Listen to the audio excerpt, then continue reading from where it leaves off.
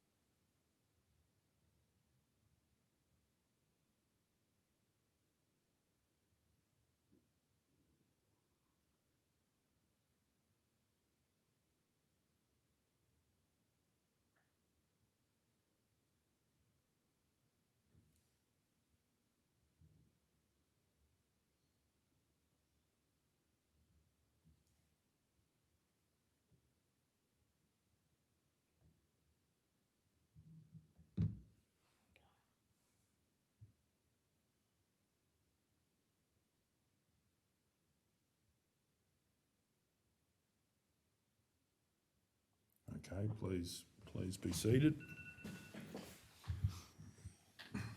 Okay, moving on to confirmation of minutes for the ordinary meeting on the 13th of April 2022.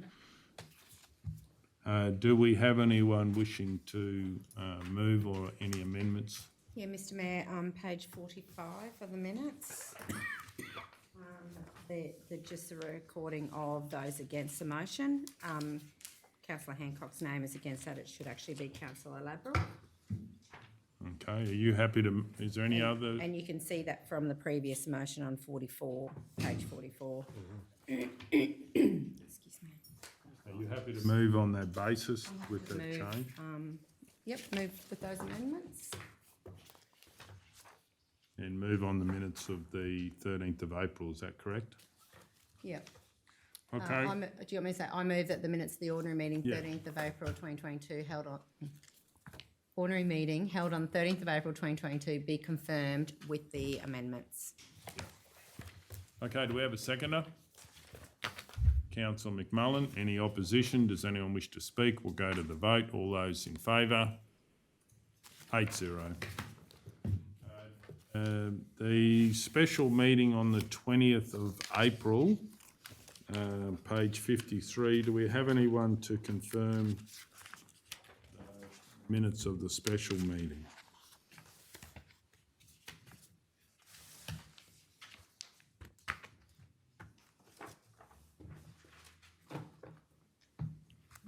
Councillor Hancock. I move that the minutes of the special meeting held on the 20th of April 2022 be confirmed. Do we have a seconder? Councillor Ladbroke. Any opposition? Does anyone wish to speak? We'll go to the vote. All those in favour? 8-0. If there's no other minutes, we'll get on to the agenda.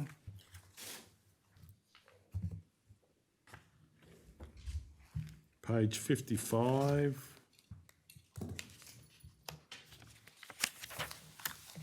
Eight point one, governance training. Do we have a mover? Councillor O'Neill. I move that councillors and CEO undertake further governance training delivered by the Queensland Department of State Development, Infrastructure, Local Government and Planning at our earliest convenience or by the 31st of July 2022. Do we have a seconder? Councillor Hancock. Any opposition? I'll speak in opposition. Does the mover wish to speak to the motion? I certainly do. Through the chair, with council marking the 2-year anniversary for this term in April this year, it's an appropriate time for further governance training. I know I'm not the only councillor that takes his or her role seriously. I know I'm not the only councillor that strives to uphold the oath taken at the start of this term that centres on the 5 principles of local government. But I am seriously concerned that 3 weeks ago, a decision to allocate significant rate dollars via circular resolution was advised as an appropriate decision-making process of council. It's not. There are no mechanisms that allow a resolution of council to be voted on outside of an ordinary, special or committee meeting of local government. Spending community money should always be done in the public eye. This, along with the denial of a special meeting asked for by myself and councillors Taylor and Hancock, is further reasons why another round of training in governance is, in my view, needed. Historically, 3 councillors asking for a special meeting, or just simply the mayor himself or herself, has triggered the notice of a special meeting. This was not the case in respect to this matter. 2 days' notice is practicable if practicable is required for a special meeting. If it was not for some intervention on the 4th of April this year, this would not have happened. It is on the public record that council fully supported the expenditure. I fully supported the expenditure. That is clearly not a concern. It is, though, concerning about the process. Each councillors elected this term made reference to open and transparent decisions when they stood for election. Circular resolutions via email are not only not allowed, they most certainly are not the way to make open and transparent decisions. Now, I recognise the current time pressures council is under with budget development, and that is a high priority. And I feel setting a time for us collectively, that's all of us, to undertake further training by the end of July is not only manageable, it is essential for this council. In closing, I have deep concerns for the governance standards required for us as elected councillors to make open and transparent decisions. And I implore my fellow councillors to uphold our commitment to the 5 principles of the Local Government Act and support this resolution. Does someone wish to speak against the motion? I'll definitely speak against the motion on many different levels. One is that ever since I've been In council, the local government department sets what training is required. I don't believe we need to start setting that, and I don't believe that 3 councillors need to set what other councillors do. I think everyone takes their responsibility very seriously. There was no decision to do anything because as mayor, one of the understandings that I understand is that that it has to be the mayor and CEO that organise special meetings, as far as I understand. It is not councillors that do that. And there was no decision that was made to spend money because what I asked for was legal advice on which way to go with this. There's also been other times where decisions have been made outside a council meeting. And I believe all councillors have been involved with those. I also believe that the situation is that I've always made sure that we act legally and properly and have been very keen to get legal advice and then work on the legal advice. Hence, once the legal advice came in, we had a special meeting. So everything I believe was above board.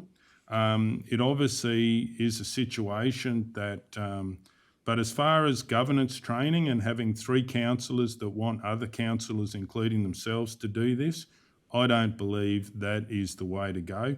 I believe we should listen to the local government department, and the local government department sets the lead and we carry that out. So I'm definitely against this motion on many different levels. Okay, would someone wish to speak for the motion? Councillor Taylor. As one of the councillors that put this motion up for consideration, I would like to say that I feel that we should revisit the governance of this council. The meaning of governance is a system by which an organisation is controlled and operates, and the mechanisms by which it and its people are held to account. With this motion, I'm asking that we ensure that we are being the best that we can be for the people of the Maranoa and that we are following the correct procedures. A really quick example is an email from the CEO reminding us of the procedure to bring an agenda item to the table to ensure better governance. I ask you to vote yes for us to have further training on this topic. Okay, does anyone wish to speak against the motion? Councillor McMullen. Mr Mayor, I'd like to correct a couple of things. The special meeting wasn't to spend the money, it was to transfer the money from one place to another. Had Bassett Park reserves had the money in there, it could have been done without even coming to council. And secondly, I take in Councillor Taylor's point, one of the councillors that put this motion up, only one councillor can have a motion. You can't have multiple people on one motion. One councillor can own a motion, is the word I should be saying, not a multiple of 3, or any multiple. Okay, does someone wish to speak against the motion? For the motion, I should say. Councillor Hancock. Good governance is one of the local government principles, and it is critical that we as councillors are operating under this principle. My concern is that recently I've witnessed councillors agreeing to spend budget on a project via email, which was not the correct process, but some councillors were happy to agree with this process. I have also seen emails that seem more like directions and a heads up and have concerns with the governance in this area. And so therefore I am now confused about what I thought was the right governance, which maybe it is not the right governance. And so I think that it is time that we do have a refresher. I agree with Councillor Taylor and O'Neill. After being in council for 2 years and having a better understanding of the operations of council, in my opinion, it would be beneficial for councillors to have a refresher training. In lots of professions, there is a necessity for training and refreshers. Why should we be any different? You can always learn something new and develop a deeper understanding to assist us with our role as councillors.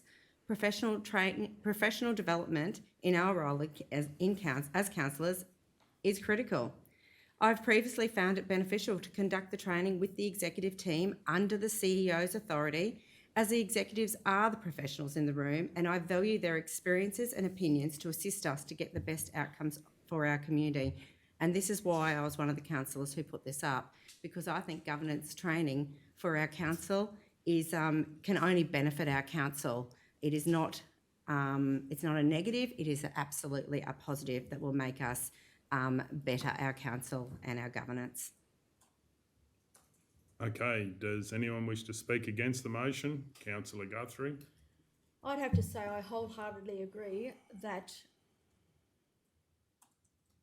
education, learning, further understanding, professional development, undertaking training is a very, very crucial part of increasing a person's knowledge as well as their understanding and the quality of their decision making. So I have no issue with doing additional governance training and will be happy to be the first to sign up.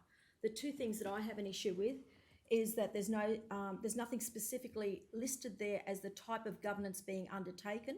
So for me to vote on that, it would have had to have been undertake further training in and list the actual governance being undertaken. Other than that, that's a very blanket term, governance training.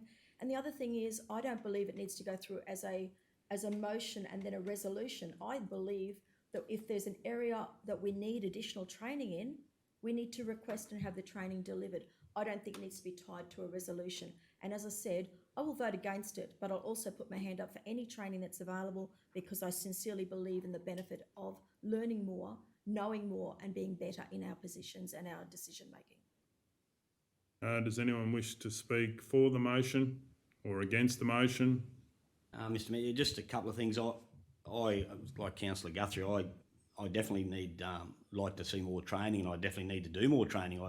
I own up to that, but I don't agree with the way this has been done, and some of the, wouldn't say pot shots, but like the last 2 years there's been numerous things that we've been potentially led down here, there, and you can't just draw it at the last short space of time. I think the last 2 years there's been a lot of that stuff going on, and I don't know why this wasn't brought up when it was. I think if we're going to do the training on certain things, it's got to be the whole thing where we revisit it, whether it's how we conduct ourselves in meetings or the flow on from that. So I won't be supporting this on its current, but I do support the more training for sure. Okay, does anyone else wish to speak? Councillor Against the motion. I just like to say with the particular incident that brought this up, we needed to do something quickly. The builder was getting, the staff was moving on, the plasterers or whatever, so we needed to make a decision in a hurry. If we fiddle around, they had to go. So we needed to make a decision straight away. So surely council can organise themselves that they can do that. And just to clarify, you weren't in the decision making for that. No. No, so weren't you in weren't the there, but you were obviously knew that. Obviously, you knew what the project was, and it was urgent for something to happen.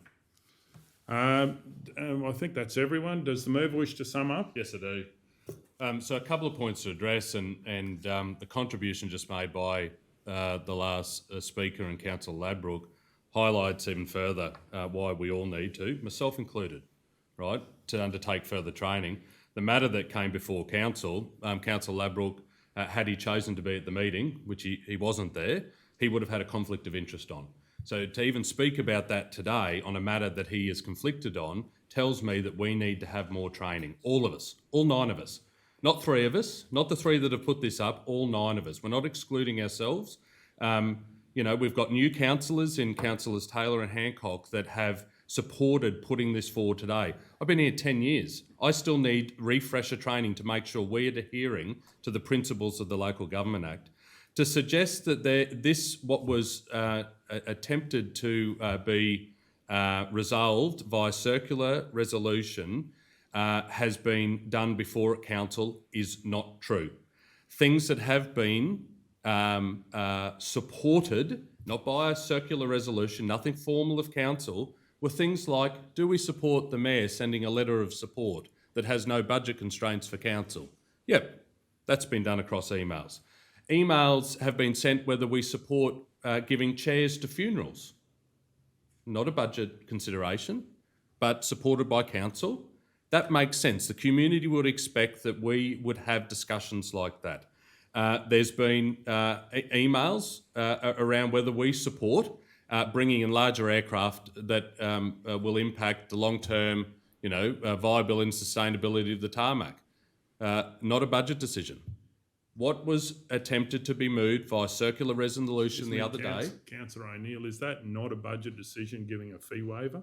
There's no monetary value. No monetary value No, it in wasn't a giving a fee- fee waiver. Mayor, Just asking that Mr. question. Mayor, that is misleading. As you are well aware, there is no fee attached to bringing in larger aircraft. It's not a fee waiver. You're wanting to bring a fee attached to that into council, in which we have supported a report coming back to this chamber. They are not decisions related to a fee that is currently in our fees and charges. That's what you want to bring in.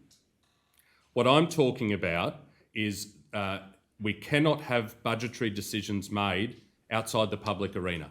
We must have them via our ordinary, special, or at times when we had committee decisions of council. All I'm suggesting is that it is appropriate course of action that we're 2 years in, that we show some leadership and invite the department back to undertake some training.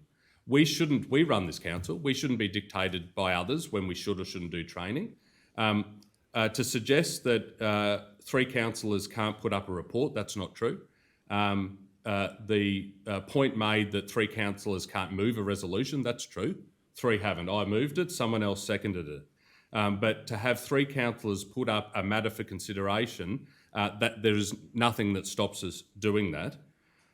All that we are suggesting is that given some of the actions that have been highlighted in the debate today, that we take the initiative to go back and have a look at the principles of the Local Government Act and the governance around making sure that the decisions that we make in this chamber are done with all of those principles in mind. It's nothing more or nothing less. It's fantastic to hear that we've got councillors that have indicated today they're ultimately going to vote against it, but they want more training as well. So I urge you to reconsider, to support this, and that we engage the department to undertake further training for us after we complete the budget process. That way, we are all up to speed with the principles of the Local Government Act, the oath that we took when we assumed office, and we can make the best decisions we can for our community. Okay, so we're going to go to the vote. All those in favour? All those against? 3-5, the motion is lost. I'll call for division. Mr. Mayor, can I move a subsequent motion to that? Please go ahead. In light of Councillor Hancock's comments, I believe negative comments, could we please have some written confirmation about the S170, I think you said it was, that was actually more directing than asking, requesting? Okay, do we have a seconder for that motion? Councillor Ladbrook.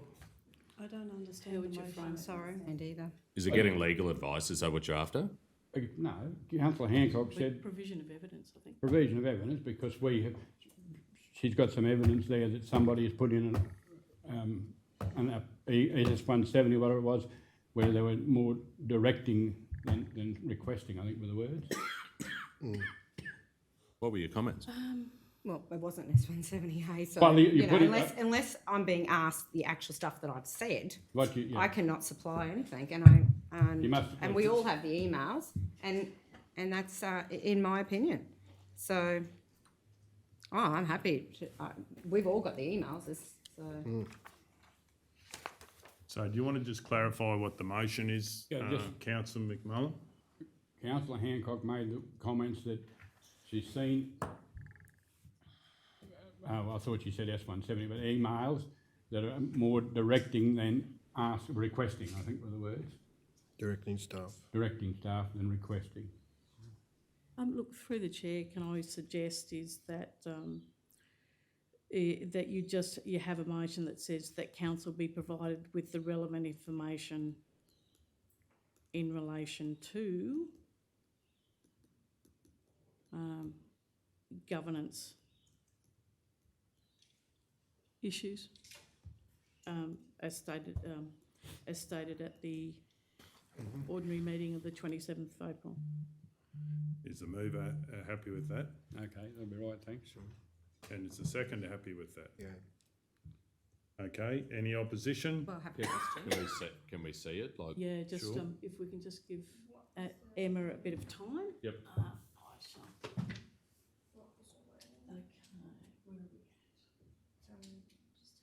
where are we at? Yeah, that's all right. Just take your time. So, that council. Be provided with relevant information.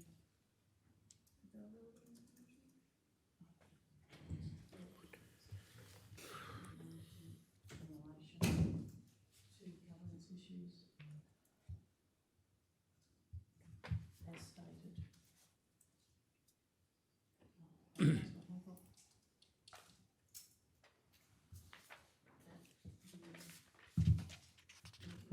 Ordinary meeting, that's fine, 27th of April to April.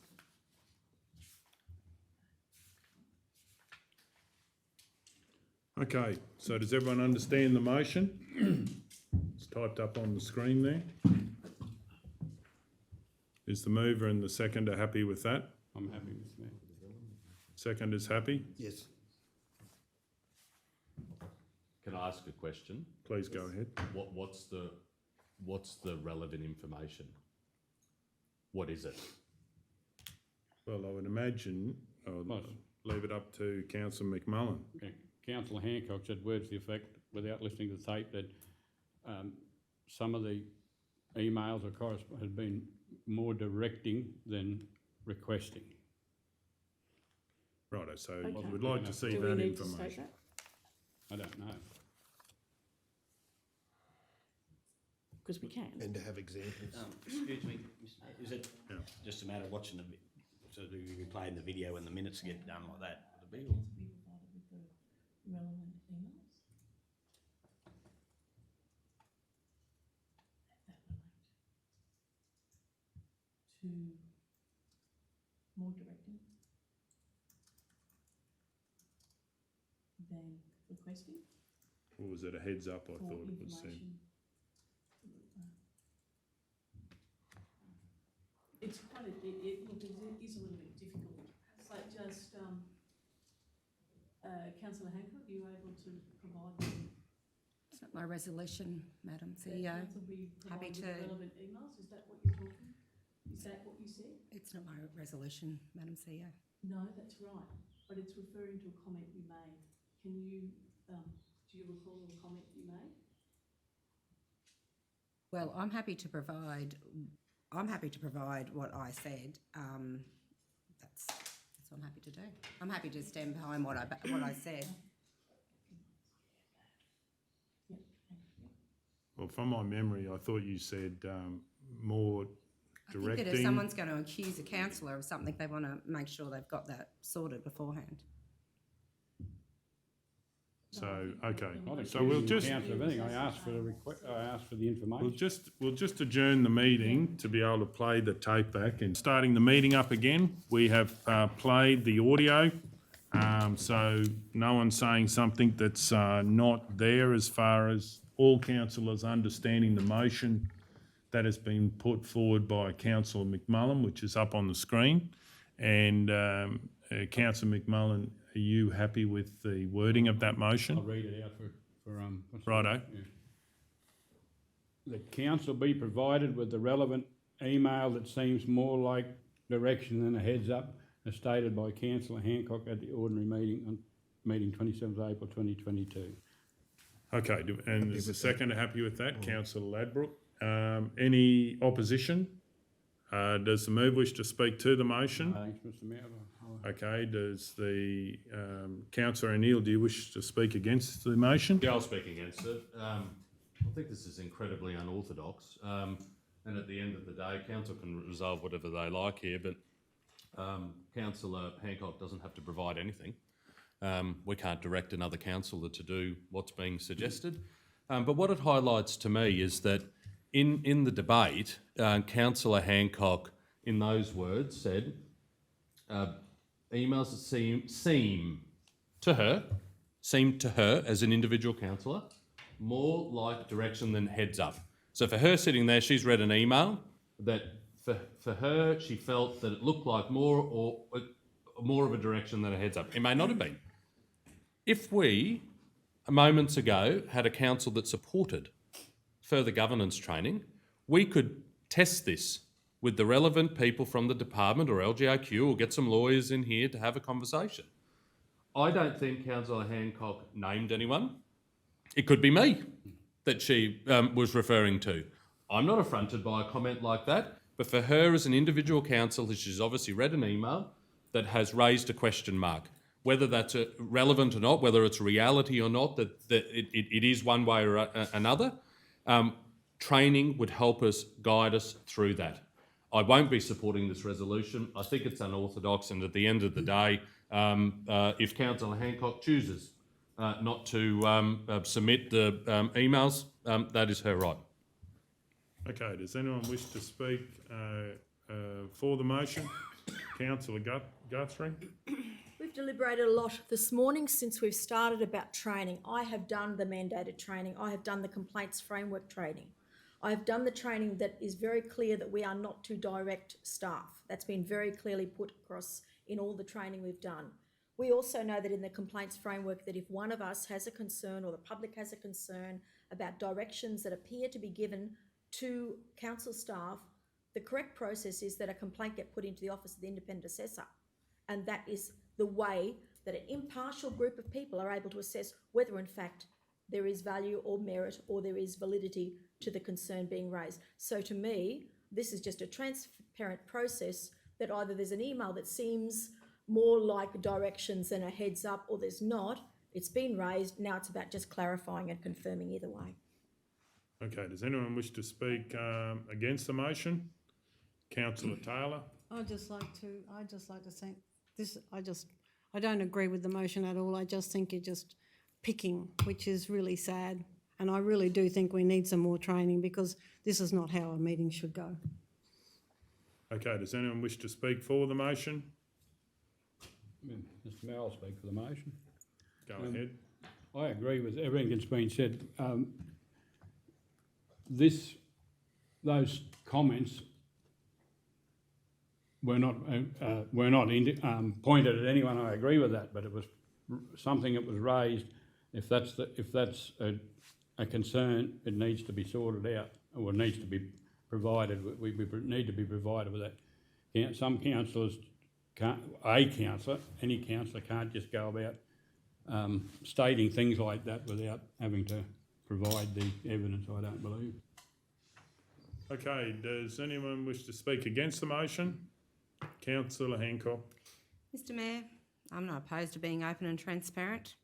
Happy to be.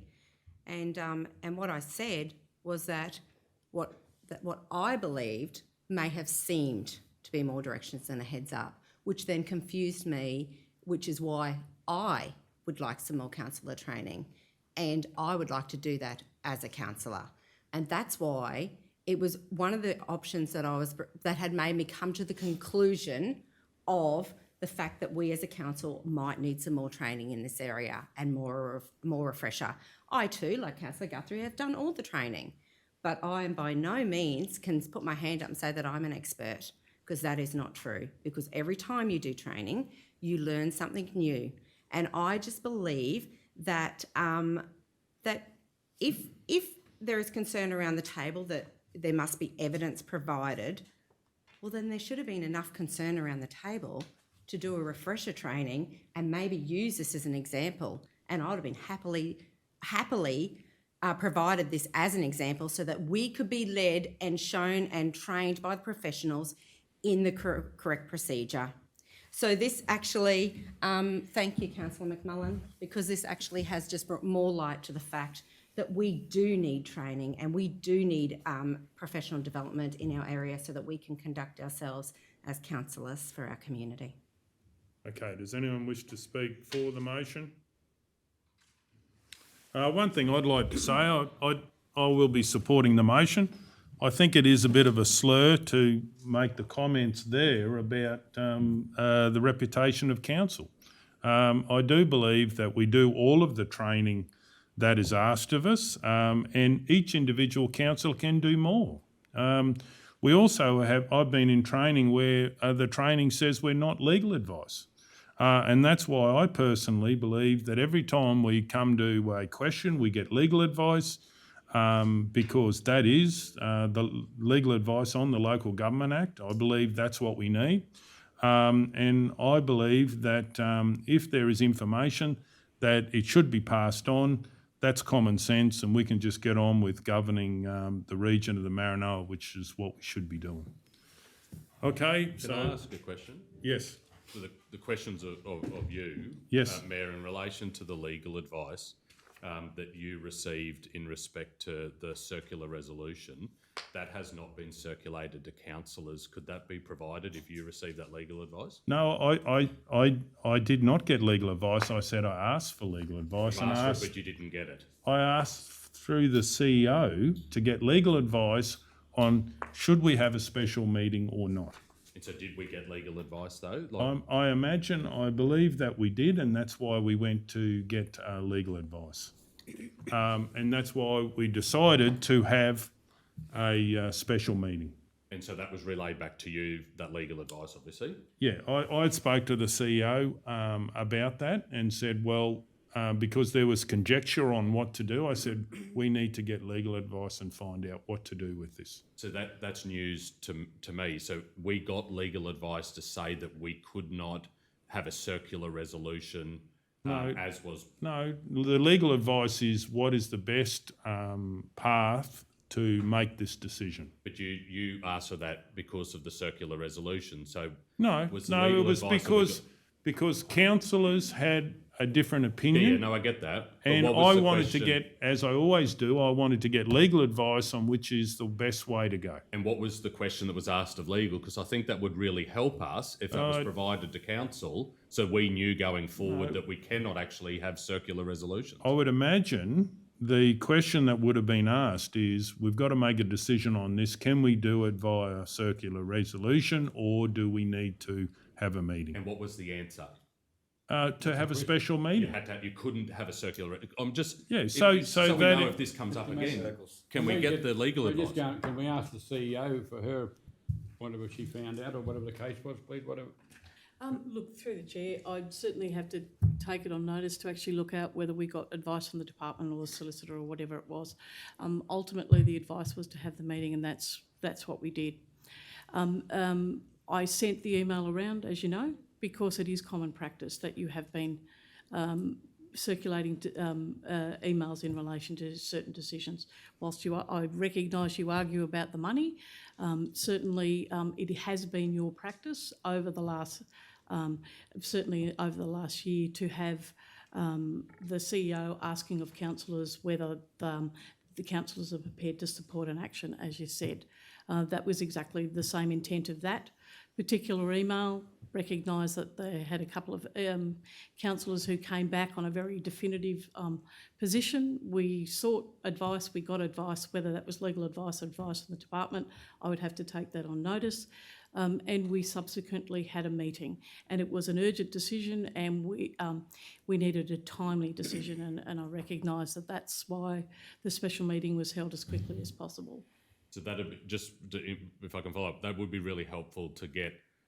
You're taking that on notice, so that'll be provided to council, whether it was legal or from the department, what advice that is, so that can guide us going forward. Well, I think we'd have to take it on notice what, and then Certainly, just have a... and the CEO would have to have a look and make a decision. But what I can tell you, and this is black and white, I had asked the CEO to find out, we need to get a legal, and that's what I always do, and that's why I actually don't agree on the training, because it's not legal advice. But anyway, let's go to the vote. We're ready to go. All those in favour of this motion? All those against? Motion is carried. 5-3 if I can call for a division. 8.2, amendment to standing orders. Do we have a mover? Councillor O'Neill. I'll move that Council amend Maranoa Regional Council Best Practice Standing Orders for Local Government and Standing Committee Meetings Procedural Motion Sections 20.1 and 20.2 to include Section 20.1 Bullet Point 1 that the question motion, in brackets, after a minimum period of 20 minutes be now put before the meeting, and Section 20.2 a procedural motion that the question be put may be moved after a minimum period of 20 minutes, and where the procedural motion is carried, the chairperson will immediately put the question to the motion or amendment to that motion under consideration. Where the procedural motion is lost, debate on the motion or amendment to the motion will resume. Okay, do we have a seconder? Councillor Taylor. Any opposition? I'll speak in opposition. Does the mover wish to speak to the Happy motion? to. The Maranoa Regional Council standing orders are adopted to guide council in its execution of council meetings. At its special meeting on Monday the 4th of April, a procedural motion was moved by Deputy Mayor to put the motion. Whilst this is allowed under the standing orders, it is the first time in 10 years that this has been used to not allow any debate. I have, however, seen this particular motion moved in the 2016-2020 term, which the Mayor and Deputy Mayor may recall, by former Councillor Flynn, who after substantial debate in the chamber, where most, if not all, councillors had an opportunity to debate the particular matter, he moved that the motion be put. That is in the spirit of the standing order and its procedural motion. Councillors, by supporting this amendment to the standing orders, you in fact support the principles of the Local Government Act that pertain to transparent and effective processes and decision making, the democratic representation, good governance and ethical behaviour. Each one of us has been elected by the community. They expect debate on their issues, it's their money and it's their council. If you support your community, you won't deny any representative their voice to speak on our community's behalf. I implore you all to support this amendment. Does someone wish to speak against the motion? I'm perplexed about this. I believe this was to do with the special meeting, and I may be wrong, but I thought everyone voted for the motion. Was that correct, Councillor O'Neill? Did everyone vote for the motion that you're referring to? Well, as you know, they did, Mayor. It's in the minutes. Okay, thank And you. I referenced that in the debate in the previous matter. So I remember that special meeting, and I made sure and always do that everyone could ask all the questions which councillors had questions about. So all the information, the due diligence was done. I do believe that there was plenty of communication about this, that councillors, talking about this project, and we heard about it in the last, as part of the last item. I believe that this was a special meeting. I don't believe there needs to be changes to the standing orders in any way. I believe that the opportunity to put something was always there. It was carried by the majority of council. I certainly have been through a time in council where no one was allowed to speak unless the mover was allowed to speak. And I believe that might have been something that you were in that council at the time, Councillor O'Neill, and no one was allowed to speak unless the mover was allowed to speak. This is nothing like this. This is something that is very rarely used, and I note this has only ever happened in a special meeting for one item where everyone was in favour of the item. So not only do I not agree with this, but I am perplexed why this is coming up. And I believe, and I've been very proud, that everyone gets a chance to speak in this chamber. At every ordinary meeting, I'm very glad of that, even though that meetings go for longer. I think it's very important because someone might be opposing something, and when they oppose it, no one knows about it. But in this case, no one opposed it. Everyone asked their questions. And I believe that open and transparent council happened very well on that item. Okay, does someone wish to speak for the motion? Councillor Taylor. I remember too, when the Mayor made a statement, I will always allow councillors the opportunity to speak. Asking questions is not the debate. This motion has been put today because of the special meeting on the 4th of the 4th, that I was happy to and did vote for the motion. I was just not happy that I was asked to sign off via an email. The community need us to be open and transparent, and that's all I wanted. To not allow someone to speak is wrong. Some people actually voted to put me at this table and expect me to give my opinion. Why would anyone use put to the motion? So that no one gets to speak for or against a motion is just not right. Whether it's in our standing orders or not, I actually couldn't believe it was a thing, and maybe it shouldn't be. After a little research, I discovered that put it to the motion is usually used when there has been debate, but either everyone has had their say or the debate is going nowhere. In our case, we didn't get to debate, and all I can ask is why. Why was there so much concern from the majority of this council that they didn't want anyone to speak to the motion? It's not as if the motion wasn't going to get up. And as I said, I was happy to vote for the motion. I just wanted to have it in an open and transparent with a special meeting so the ratepayers of the Maranoa could see where the money was spent and why. In this motion today, I'm one of 3 councillors asking to change the standing orders so that at least debate can happen and the people of the Maranoa know why I vote for or against a motion. Otherwise, it scares me that this tactic will be used again and again. So I'm asking each councillor to vote for this motion so that at least we respect each and everyone's opinion around this table. Does someone wish to speak against the motion? Councillor Guthrie.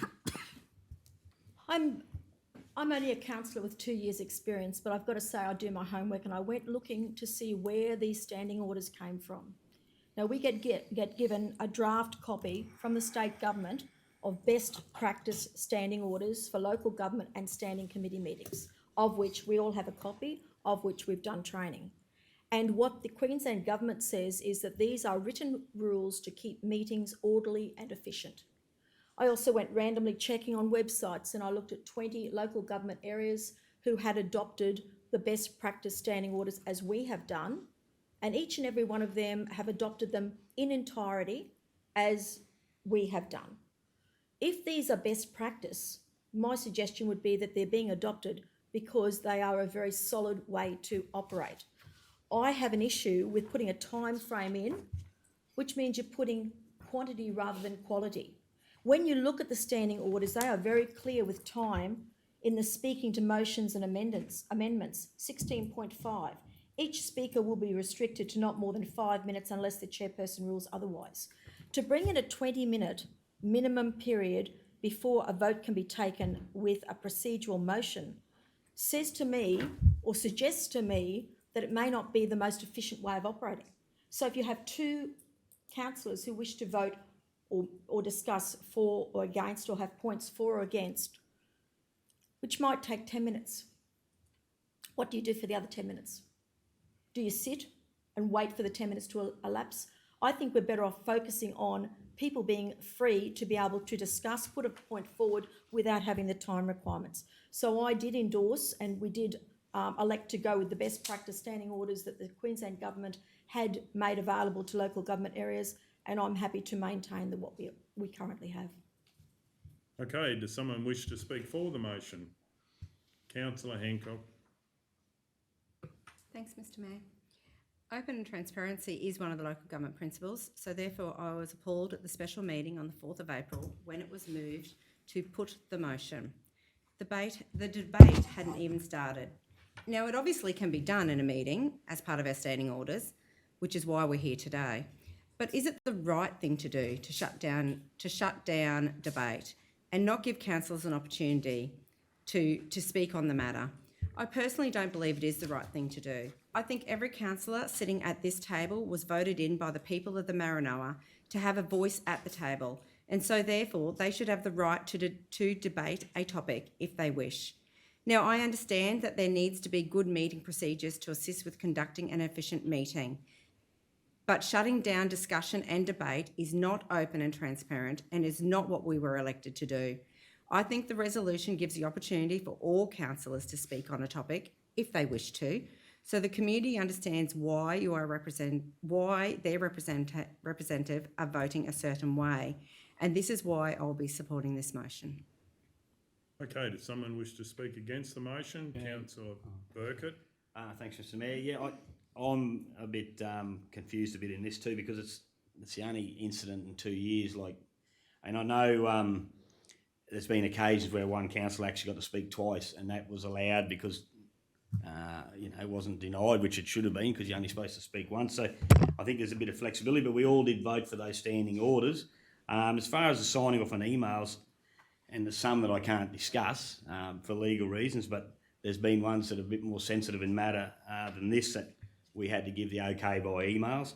I just think, and also the item that this has come up from, which we've talked to death already, we've wasted nearly an hour and we're only on the second item, that it was going to go to the next ordinary meeting for clarification. It was just like to get the contractors the job done while they could, so it'd save council a lot of money without having to get them to return to the job, and that was going to get ratified at the next ordinary meeting. And as it turned out, we had the special meeting and it was done and dusted, job done. Okay, does someone wish to speak for the motion? No. Against the motion? Mr Mayor, as has already been said here today, the standing orders we operate under are used widely by many governments, local governments across Queensland. I don't understand the circumstances why this had to come to the council to the table today after listening to the debate so far. But I don't think it's necessary to have 20 minutes. Actually, I think 20 minutes for any procedural motion, as has already been said, could have a long time lapse sitting there, or it could block anyone putting up a procedural motion. So I don't agree with it at all. Okay, does anyone else wish to speak for or against the motion? Does the mover wish to sum up? Thanks very much, Chair. Just a couple of points of clarity to Councillor Guthrie's point around the time frame. This isn't adjusting the time frame for broader debate. People can still speak for the 5 minutes for and against. This was simply putting a time frame on that if someone wanted to move a procedural motion, it would be after 20 minutes of debate. If we're in a normal debate process of council and the debate has ceased, the motion will be put. We're not going to sit around for 10 minutes waiting or whatever time frame you want to use in the example. So I just want some clarity. This isn't about restricting the efficiency of council in terms of general debate. It's putting on a time frame before a procedural motion to the motion be put. 20 minutes was calculated based on there's 9 people here. That's at least 2 minutes of debate per each person at a minimum, and that it would allow 2 minutes for the mover to sum up. If no motion procedure, if there is no motion in terms of a procedural motion, the motion be put, well, this never comes into effect, and the meeting will run as it always has. The reason that this has been brought up today is simply because at a special meeting earlier this month, a motion was put that the motion be put, and it curbed all debate. I'm happy to go back and have a listen to the particular meeting, but we got a mover, we got a seconder, and Mayor, you never asked if there was anyone against.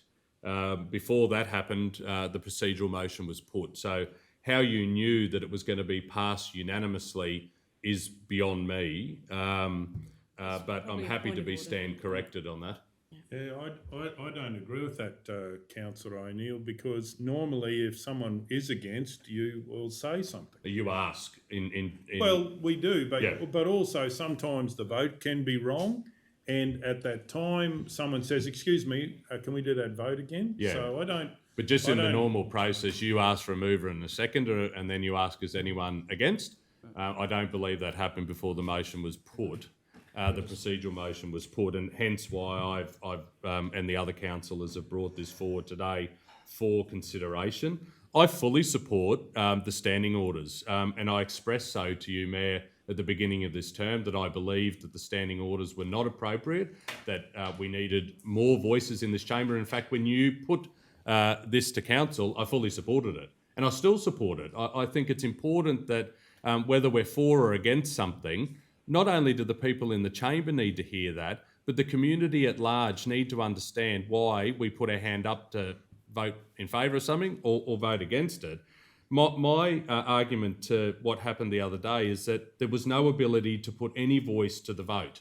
And for me, that's not good decision-making for council. It doesn't adhere, in my view, to transparent and effective processes and decision-making in the public interest. That's why we've suggested that there needs to be a minimum period before the motion be put. I too did my research. I picked up the phone and spoke to a number of mayors across the state, and I got a sense from them what happens in their council. Often this procedural motion is also moved in their council meetings. But after substantial debate, I asked them in their experience, have they ever had a procedural motion put immediately after the move and second? And they said no, because it curbs the debate in the chamber. We should be mature enough to hear whether other councillors are for or against. And as I've expressed, and the Deputy Mayor and Mayor will know this from previous discussions around meeting procedures and standing orders, I actually welcome other debate. So if a point is made that I'm not aware of, that might change my position on a matter, I need to know it. And we're only going to know that if councillors are allowed to have their say in this chamber. I accept that this has never happened before. And I hope if this is supported today, there's a time frame for it. If it's unlikely, which I can see that it's not likely to get up, right, and that's fine, that we don't get back to a point like this, where we are open and transparent and allow people to have their say in this chamber. We would not have brought, Councillors Taylor, Hancock and myself would not have brought this forward today if the procedural motion was not moved the other day. If that hadn't have been moved, this wouldn't have been triggered. People could have had their say whether they're for or against, and we'd be well and truly into the meeting today. But our community watched these proceedings. They know what happens in here, and they know on that particular day money was allocated, there was no debate, and the debate was stopped because of something that had never happened before in the way that it happened, right? And so that is the trigger for this to come for discussion today, and I implore councillors to support the amendment. Just to clarify that point, there was no one, I think you were online at the time, Councillor O'Neill. I was. Yeah, and there was no one that said anything about being against the motion. And you normally will say that even if I don't ask for it. So I haven't checked the tape, but I think it's misleading to say that someone asked that they were against it. And because I never heard from anyone, I took no one was against it, because they normally say that. Mayor, you're often saying that things that I'm saying in this chamber are misleading. My point was that in a common practice, and anyone that watches these proceedings will know, you ask for a mover and a seconder, and then you ask, is anyone against? At that point, we'll indicate. On that particular day, you didn't. But can I ask this question? At any time when I have forgotten to do something, has any councillors ever said anything to remind that they are against or that? Because I'm sure that's happened. Yes, and that would have happened in that case, and it didn't, and that's all the point I'm saying. I'm just Councillor Taylor? Just on that meeting, if I could have a little Yes. say. You did move the motion, then I asked a question. So you didn't actually even have a seconder at that stage when I asked my question. And I think somebody else online asked a question. You asked a question as well. Then you said, do I have a seconder? And that's when the Deputy Mayor called it in and put it to the motion. No, Councillor Burkett seconded the motion, and then And then- the Deputy well- Mayor jumped I in. can talk, Yep. and I deliberately did that Well, we know you did. Nobody knew I was, that was just my decision. I was out in the paddock. I was thinking about that. I did not mention anyone. I just I did it. I'm not suggesting you did mention it to anyone. No, but well, you just said before you thought the mayor must have known I was going to do it. No, I didn't. Mr Mayor, I think. No, I didn't. must have misunderstood. Yeah, Well, what I think we're not doing the right thing here either, probably. No, So- and Mr Mayor, can I just say a thing? A couple of weeks ago, I asked our CEO for meeting training. I was told by one of the councillors we don't need meeting training. I think the meeting's real good. Well, the last hour and a half just shows we do need meeting training, and if we need meeting training, just ask. But We don't you- have to you go just- to a you just voted- resolution. you just voted We don't. against it. We don't have to go to a resolution to have Use that have. to be put here in a minute. Can we? Can we go to the vote, please? We can, someone can move to put the No, motion. well, Okay, so we're going to go to the vote. All those in favour of the motion? All those against the motion? 5-3 if I can call for a division. The motion was lost. Okay, 11.1, monthly financial report as at the 31st of March 2022. Do we have a mover? Or any questions? Councillor Guthrie, I'm happy to move. please go ahead. I'm happy to move that council receive and note the monthly financial report for the period ended the 31st of March 2022. Well, I'll make a second. I just, did you need to tell us anything? Is anything jumping out? You've been sitting there for a long time waiting. Okay, so do we have a seconder? I'll second. Councillor Burkett. Any opposition? Does anyone wish to speak? We're going to go to the vote. All those in favour? 8-0. Thank you. Thank you. 12.1, water and sewerage customer service standards, April 2022. Do we have any questions or do we have the mover? Councillor McMullen. Mr Mayor, I'll move that council endorse the adoption of the proposed water and sewage customer service standards with the next schedule review to take place no later than 5 years from the date of its adoption. Okay, do we have a seconder? Can I ask a question? Please go ahead. Can I just get some clarity as to why we would do 5 years? Because if that is resolved today, where does that put it? In the next term of council, it just gets into at the end of the next term of council. So can I just get some understanding as to the benefit of going for 5 years? The Chair, the legal requirement is that we do it every 5 years at a minimum. Yep. But we could review it at any stage. And what would be, can I follow up then, what would be a trigger in your professional opinion that would lead to that being reviewed sooner than the 5 years?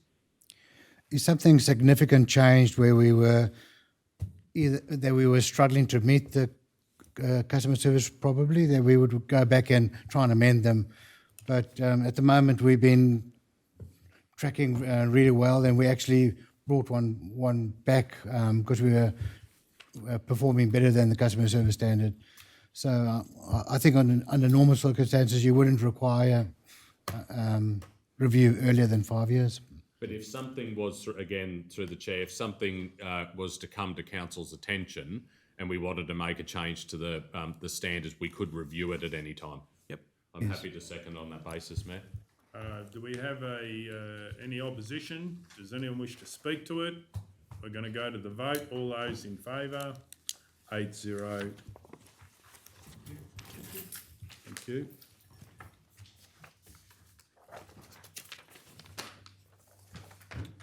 Item 13.1, It's good stuff.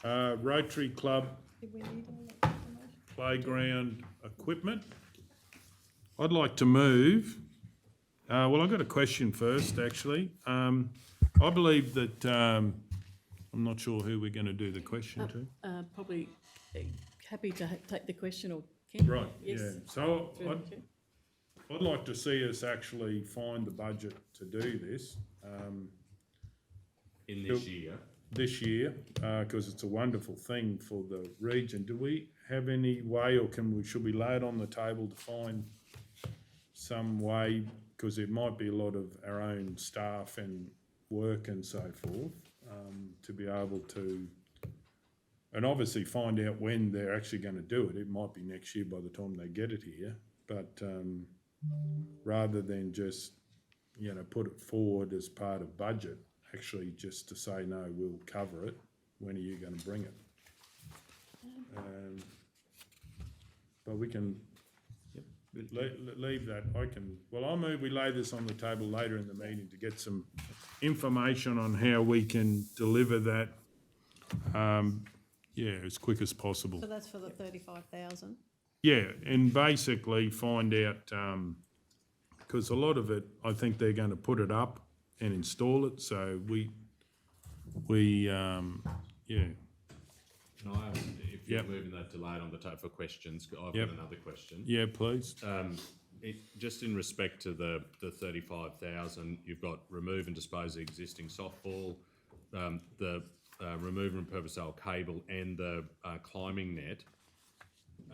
I'd be interested to know, where would that go, if anywhere? Is it still the standard? And if not, other times where we've decommissioned play equipment and reinvested into new equipment, that older playing equipment has been donated, where it can, if it still can meet code and whatever. So some of that information would be important if we are fast tracking the allocation, because we've got to if we're going to take it down, we've got to know what we're doing with it. Yeah, Councillor Guthrie. Can I just add to that? And I have had a lot of experience in sourcing quotes for equipment, removal of old equipment in school grounds, and then rebuilding and repurposing them. Because legislation changes, because the guidelines change, often if you've got a very serviceable set of play equipment in a location, it actually costs more to repurpose it somewhere than to actually go and buy new equipment, because it often will not meet the requirements and the changing safety matters to be addressed. So this one here, I think we need to lay it on the table. I do think we need to get more information, because even though it seems like a simple one, it's actually not simple. I think, Mr Mayor, I think like the Muckadilla School, for example, I think they had a really functioning one, but they had to just let whoever wanted to come and get it. Yeah. The St Patrick's School's going through the same one in Mitchell Yeah. now. So, yeah, there's a lot more in it, which is, and not that I agree with that, Yep. It's just common sense. It's It's the what we reality. do. It's way just to let it go, disappear. Yeah. In that dark night, again. Well, no, you can gift it. Yeah. No, and we've done that before. I don't know if it was in the last term or the one before, but we have gifted old equipment. But you also, some of the clubs, if they, whatever equipment, like, I know the gun club, we removed it because we couldn't, the insurance was too much. Yeah. So we don't have any for that reason. Yeah, it's a shame, isn't it?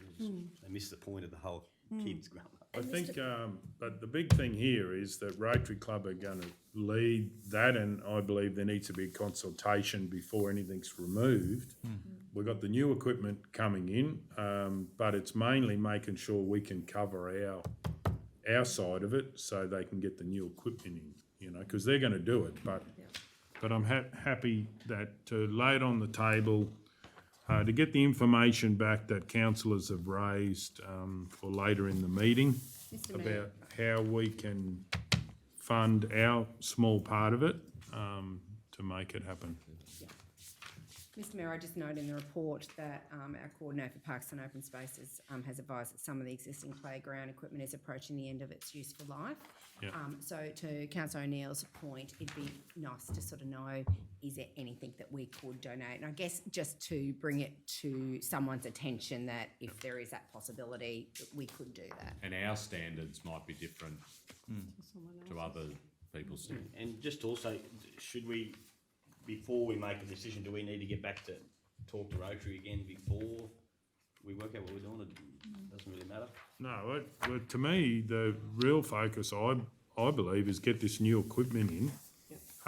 But we've got to be careful taking things out of parks because they've done some consultation, but really having consultation with the people. Do they want the older stuff left there? If it's near the end of its life, but it's not completely, it might be better to leave it there. It does appear to be an upgrade though, But looking at the equipment that's coming. yeah, that's right. But the question is, I believe we could actually put part of the motion that Rotary and Council consult with all of the users and make sure what they're doing is right. But anyway, we're going to go to the vote and laying that on the table later in the meeting. 8-0.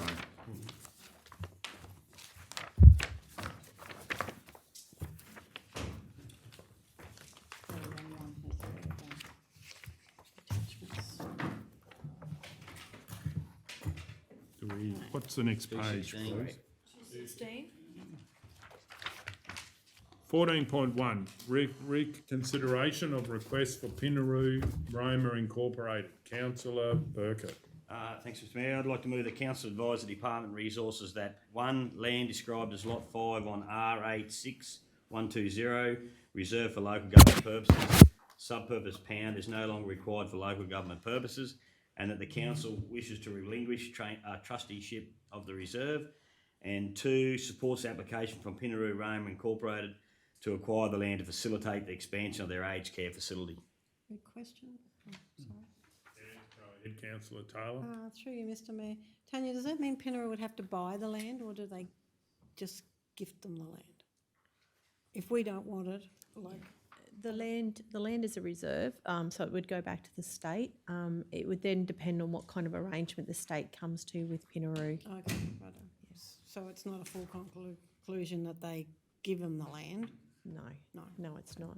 Is it more likely that they'll charge them the land, or give them a 99-year lease, or...? It's the matter for the state. Yeah, we For the can't, state. yeah. Oh, it doesn't? So they'll look at all the options, Okay. no Yeah. doubt. Yeah. You'd like to think they'd look favourably on it. Yeah. Well, you would, wouldn't you? That's what I was thinking. So, Councillor Guthrie, do you have a question or did No, I you was want a gonna second? Okay.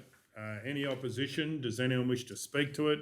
Yes, Mr Mayor. I actually spoke to Howard Hobbs last week, and he was discussing what they were going to do, and I think it's a great way forward for that, the Pinaroo, and also in turn St John's as well. It'll be a nice little sport aged care precinct. I know that probably doesn't go in hand, but with the football field beside it. But I think it's going to be really good for Roma and the district having that facility upgraded and the extra space.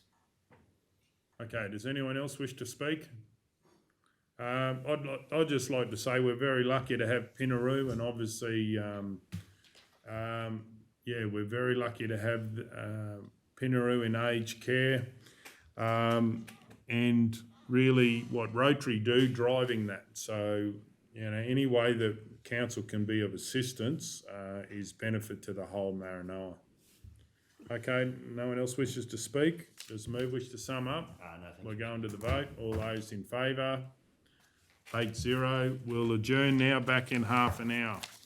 Keep going with the meeting. So going back to 13.1, Rotary Club Playground Equipment, Roma, do we have some information? We had some councillors ask some questions, and I was interested in how we can actually get it moving as far as saying yes to the new park equipment. So what have we got here? So through the chair, we have just updated the general ledger and the amount so that council can consider it in this year. What's that coming from? That's from Parks and Streetscaping Roma. And what's the what budget allocation have we got there now? We've got roughly $1 million. Okay. Yeah. So this is the general allocation for Yep. maintenance, Yes. etc. Yes. So I'm wondering, councillors, like, if we move this now, I don't know whether we've got the other questions, but did you want to just get a briefing on it about the details? So we actually say, go ahead with, we'll take the gear, and then we can have a briefing on the other questions. I'm okay with that. Mr Mayor, I'm happy to go with that because you've got the wording there is repurposing. That can be determined later as to what happens, whether it goes out to donation or whether or not we look at. I think that's fine. I don't see any reason to hold back, particularly as Rotary Club are keen, I'm sure, to get things happening.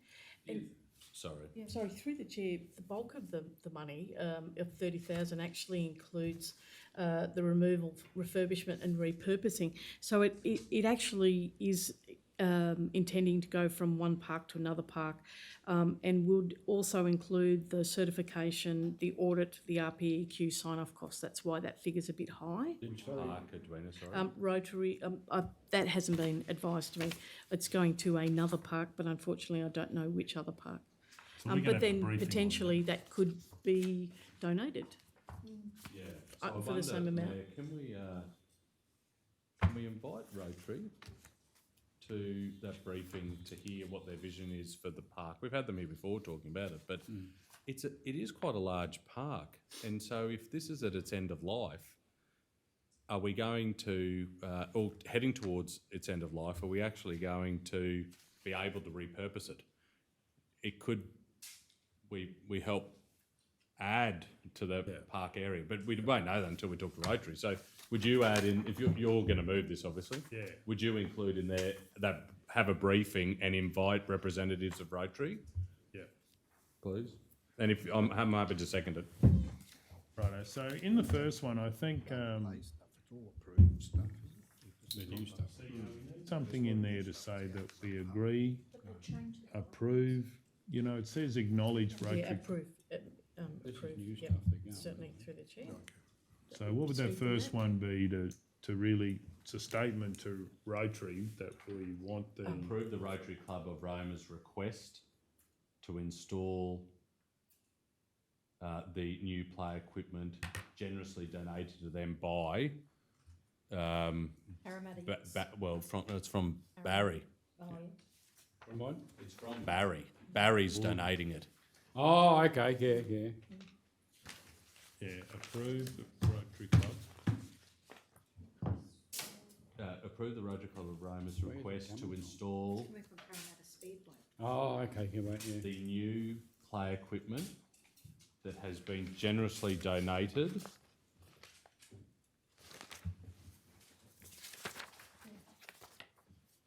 Yeah.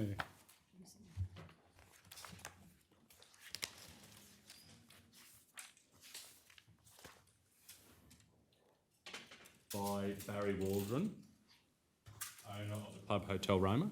You'd include that because that's part of in the letter. Yeah, righto.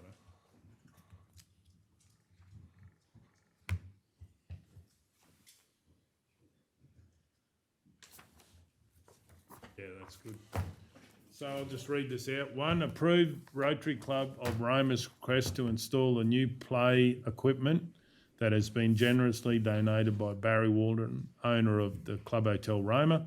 2, allocate 35,000 from GL 2232 dot 2002 for the removal and disposal of repurposing of existing playground equipment, softball material and concrete edging after a briefing has been conducted on the issues at hand.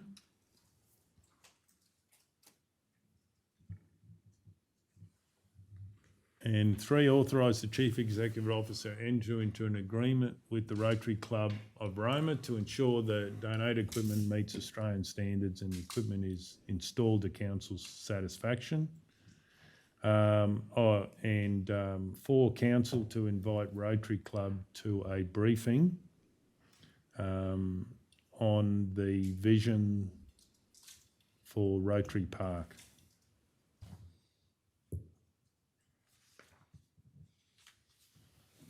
Okay, so is the second happy with that, or? So just 2 things. One, would you say approve the Rotary Club of Roma's request to install the new play equipment that has been generously donated to the club Yeah. Yep.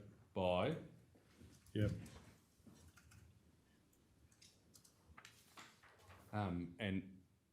Mayor, I should, now that I've indicated I'm going to second this, what's come to light is I want to declare a declarable conflict of interest on the matter.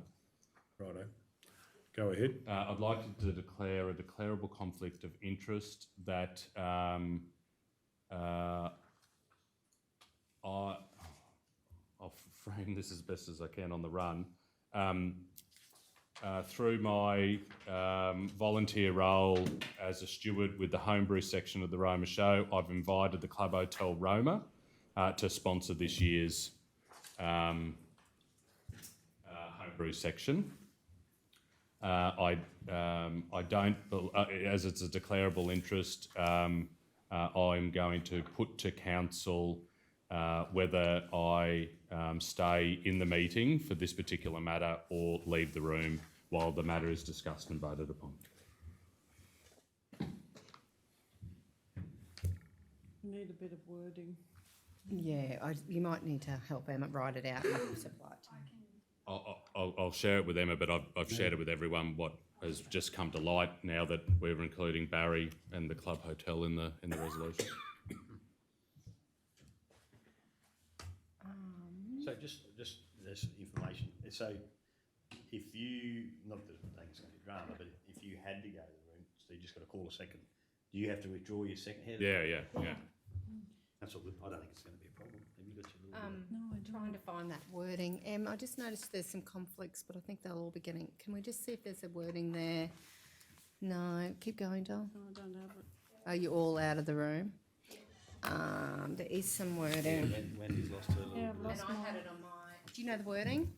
off by heart. Oh, hang on, it might be in the last minute somewhere, maybe. I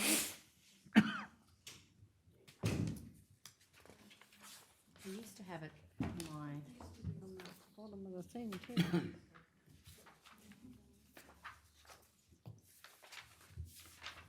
Oh, I have it. Do you have it? I do have it. Oh, here we go. I've got it too. Got it? Well, there's options there for whatever. I'm just providing you with what the Sheet department's that given. everyone has. I move that. I believe. We'll just wait for the CEO Oh, sorry. to come back.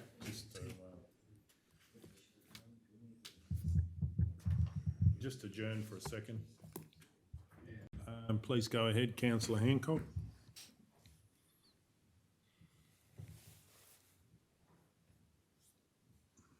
Not the wording. That's actually not the wording. I'm sorry. I have the wording. Thank you, Councillor. Councillor Guthrie.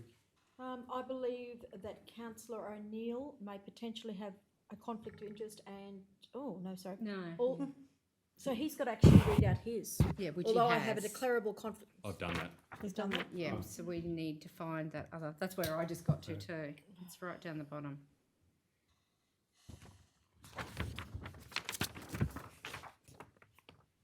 I move that it is in the public interest that Councillor O'Neill participates and votes on agenda item 13.1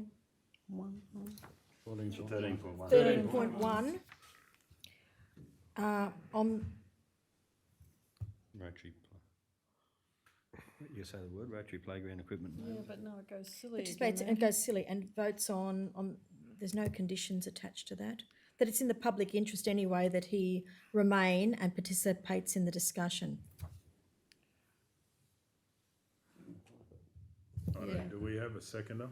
It's very Yeah. This is stupid, the script on Yeah, this one. yeah. Was that you, Councillor Burkett? Oh, yeah. Oh, okay.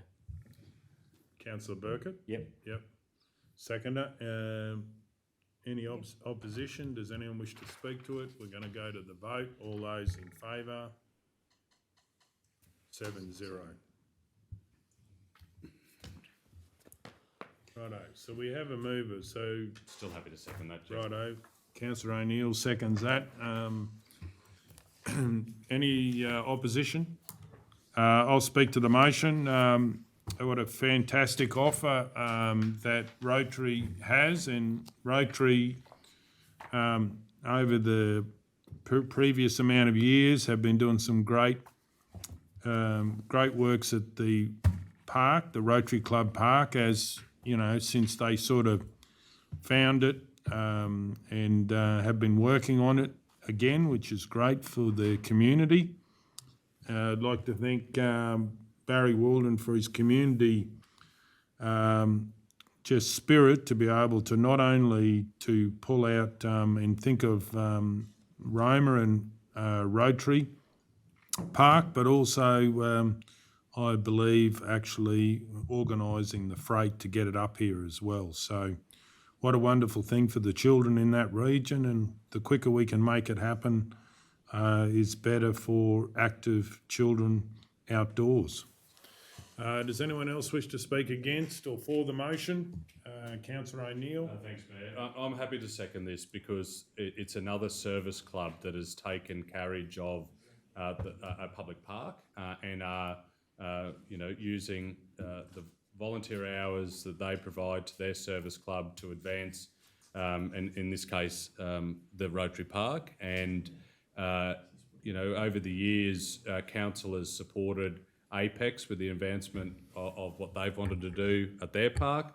Lions Club, we have supported not just in Roma but across the region with the work that they do in the parks that they take some carriage over, and I think council should wholeheartedly support this and back Rotary, and I look forward to having representatives from Rotary come and talk to council about what their overall vision is as they have secured this new play equipment for our community. Okay, does anyone else wish to speak? Councillor Burkett? Yes, Mr. Mayor, I just think this is another case of showing what Rotary Club actually does. I think they go under the radar a bit, something like with these other clubs, service clubs. They do a hell of a lot for the community right across the board and probably don't get the acknowledgement that they deserve. So I think it's a great initiative. Anyone else wish to speak? Okay, I'll sum up. Yeah, what a wonderful thing. When I read this, certainly brought a smile to my face. And just thank everyone being involved, and Rotary and Barry for thinking of the community. So on that note, we'll go to the vote. All those in favour? 8-0.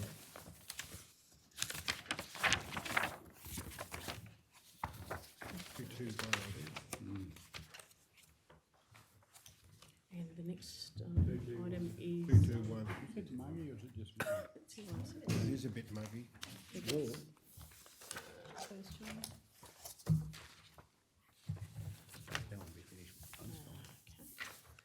Mr. Mayor, I'd like to declare a conflict of interest for the next agenda. Please go ahead. Do you want to call it first? Do you want to call the number, etc.? Oh, okay. 14.2, Roma Rural Student Hostel. Okay, Have you not already declared on this item before? we have indeed. We often, repeatedly. Yeah, so maybe For just this mention it. This particular agenda item, to be honest. Yeah, it is actually. I don't think you need to. It's up to you if you want to, but I don't think you need to if you've already, it's the same I'm item. happy that it's been in the minutes of so many previous ones. It's exactly the same. Agenda item. Although, Mayor, can I will be, because my role at the organisation has changed, and so has yours, Councillor Guthrie. All right, well, that might be different. It's different I'm information. the only one that's not changed. But we've just had an AGM, so I think it. Okay, we'll just do it. Okay, well, I'm happy to just to do it. The declaring councillor is Councillor Julie Guthrie, myself. The particulars of this agenda item is that it's the Roma Rural Student Hostel, and I think now an executive. I was just going to say that, yeah, because I'm going to change mine too. Yeah. Of the Roma Hostel, and they are the party that are associated with the agenda item. It is a declarable conflict of interest, and my action will be to leave the room while the matter is discussed and voted on. Am I still on exit? Okay, do we have another conflict? Yeah, I do. Councillor O'Neill? I wasn't there. Mine is that I am the declaring councillor. The person with interest is myself. The conflict arises due to my executive committee membership of the Roma Rural Student Hostel. The type of conflict, Emma, is in fact a prescribed conflict of interest. And I will leave the room while the matter is discussed and voted on.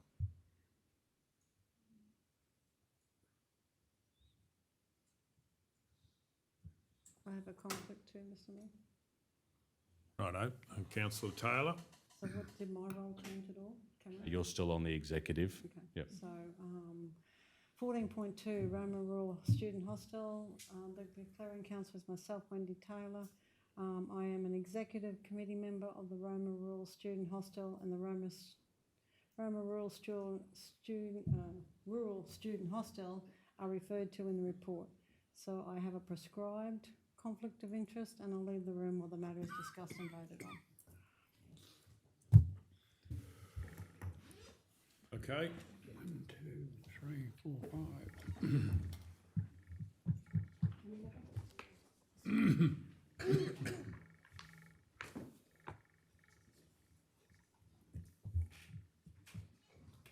Councillor Hancock.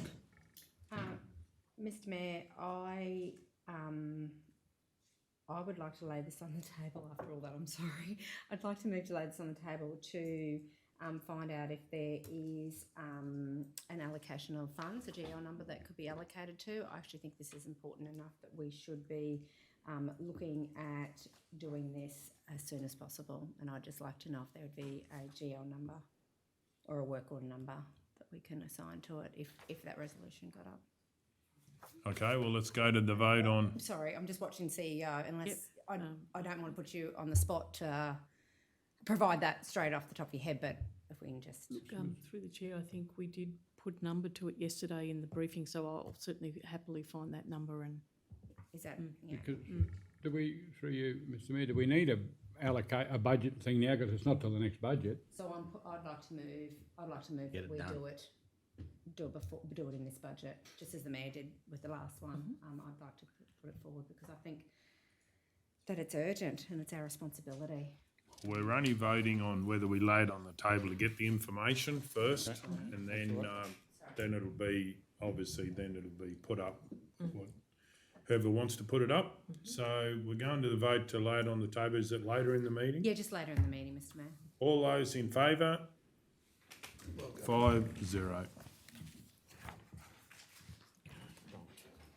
I'll grab that. I think it was in our list yesterday, so it should be pretty easy.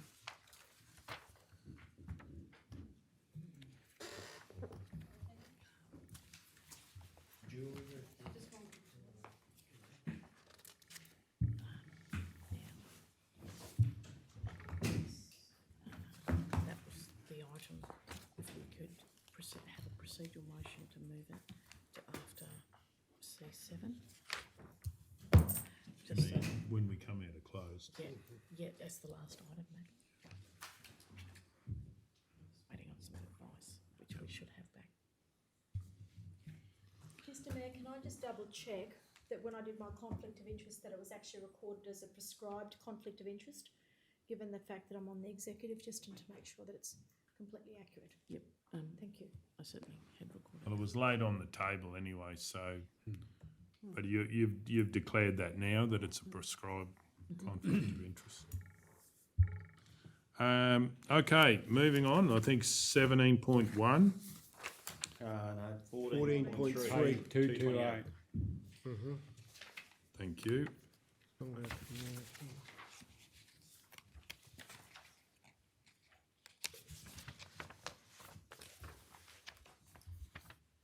Uh, 14.3, sponsorship request, Noongar Community Association Incorporated. Councillor McMullen, I think, was first. Mr Mayor, I'll move that council, 1, consider a budget allocation of $2,000 in the 2022-23 budget deliberations under General Ledger 2887.2249.2001 sponsorship budget to sponsor the Noongar Black Tie Fair, and 2, be acknowledged in all forms of promotion of the event. Okay, do you have a question? I just have a question, so you can, Yeah, whatever you want to do, Mr Mayor. But so, that's the question. I was just seconding. righto, so seconded Councillor Ladbrook, now question Councillor Hancock. Sure. Through you, Mr Mayor. Hello, how are you? Good. Officer, I'm just double checking. I know last time in the report that they had assistance from council through a community grant. Is the reasoning that they're not going down that avenue for a community grant? Because it's a perfect match up with a community grant, obviously, because there's the event would be, the 50-50 would be easy to get because of the event. Is it because of timing, do you think? Yes, so they didn't have time to put an application through, so this was their next The next point of option, call. because Yeah. the event's going to be before the next community Yes, that's it, rounds yeah. come out. Yeah, thank you. Councillor Burkett. Through you, Mr. Mayor. Also, just with the sponsorship budget, this will be in the next, so it'll be clearly slated. 22, 23. Yeah, full book. All good. Councillor O'Neill. Just a question, just in relation to the resolution, this is progressing it for budget consideration.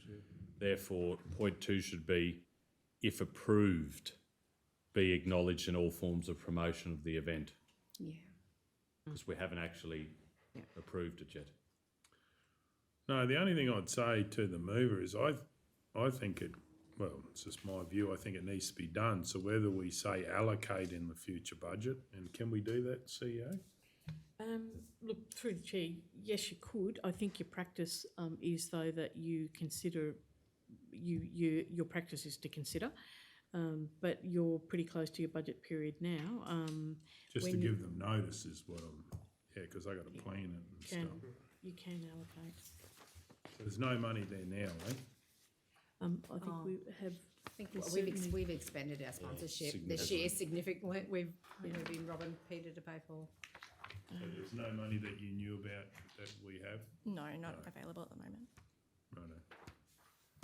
So to the mover, Councillor McMullen, would you consider putting in there allocate and then instead of consider, so we can actually notify them?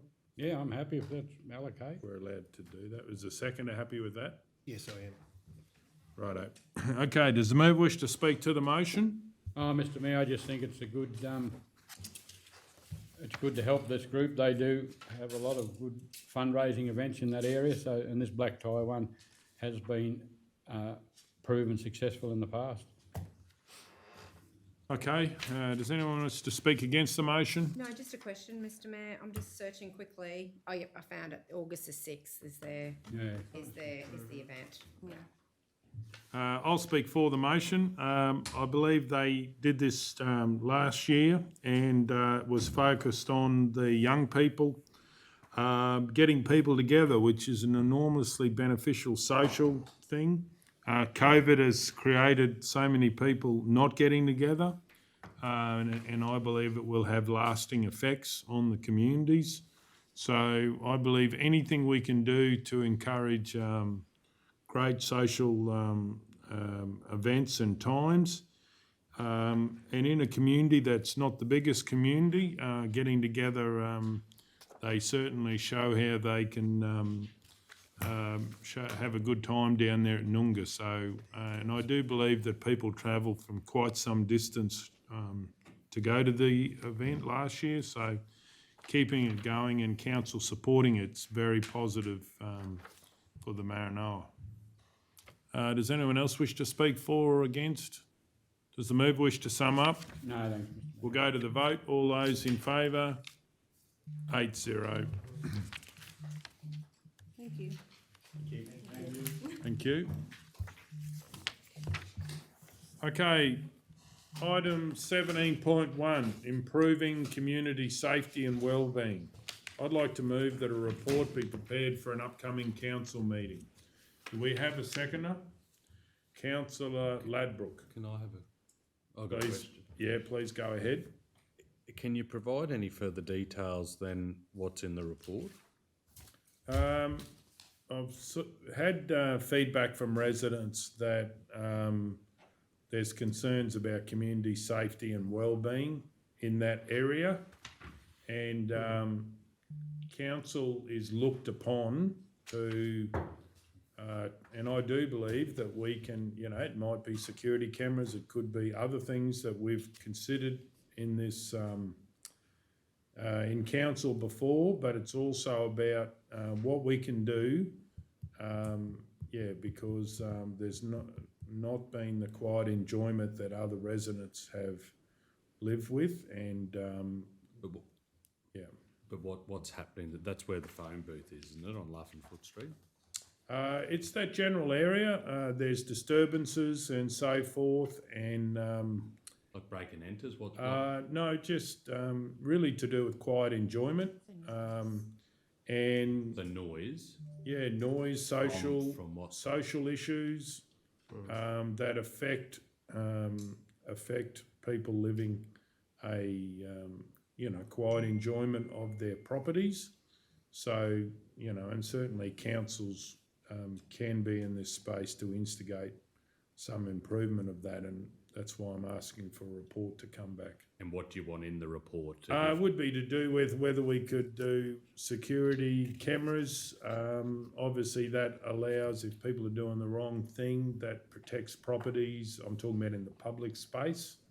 And this is referring to public space, not people's private space. And certainly think that there is other things that might be able to happen there to improve the situation for residents. And will this include options for council to, on behalf of the residents that have raised this, raise concerns with the police? I think they already have, but it could be, we'd be happy to do something. And I'm being advised that, the police do come quite regularly, so it's probably, for instance, security cameras, if there's things that shouldn't be happening. There could be other things that officers or through the CEO might come up with that can improve that area. Any Councillor Ladbroke? Oh, we'll go to do the debate. It makes me very sad if community members do not have quiet enjoyment in where they live. I would hope that is for everyone in our region. And I do believe that one of the wonderful things about council is I don't believe we're just rates, rubbish and roads. I do think we're also here for people to let us know if they're not enjoying where they're living and they used to. So I do believe that there is things that we can look at and to improve it for everyone concerned. Councillor Ladbroke? Yeah, I just want to say I've been approached by a few elderly residents up in that area, and they fear for themselves, when they're driving, things happening in the street, and they're not game to go out at night. They've approached me a few times, and I think Mayor Golder as well. So we need to do something. They have approached the police, but there's probably a limitation on what the police do. So if we could do something like cameras or something like that to deter these people and make it a better place up there, because I grew up in that area as a young fella and had a lot of mates up there, and it was a very, very good area. And it doesn't appear to be anymore. Okay, Councillor Taylor? So, apart from cameras, what else do you think we could do? Well, maybe officers might have heard what they've done in other areas. The other thing is that we also could really look at, we're providing, for instance, the parks up there. What are they like? What is their things to do? I don't mind other opportunities that are brought forward, but I think focusing on safety and cameras and making sure everyone is doing the right thing's a good start for a neighbourhood. And does anyone else wish to speak for or against? Okay, then we'll go to the vote. All those in favour? 8-0. 17.2, Dulbydilla Historical Cemetery and Outback Graves Future Support. Councillor McMullen. Mr Mayor, I'd like to move that a report be prepared for an upcoming council meeting with some taking in consideration some of the requests within the attached letter. And I'm happy to second that. On that, to the Deputy Mayor, would you be able to add in there that it could be 3 signs, because there's mention in here of a sign letting them know that historical,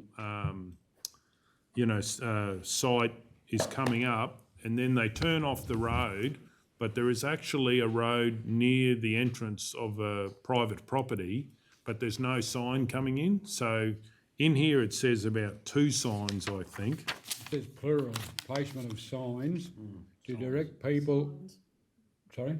Yes. Yeah, to the historical site. This would have to include one at the turn off to the private road with maybe a distance check on the sign off the highway. Yeah, but there's a third one that's needed, because when I went there for the day, otherwise you'll drive into someone's property. You don't see that back where it's been graded off the Dulbydilla turn off until you need a sign to say go off the road. So it's actually 3 signs, and this talks about 2. Just a sign. Yeah, but it says, and then it goes into the detail, and then it Mr. Mayor. names it.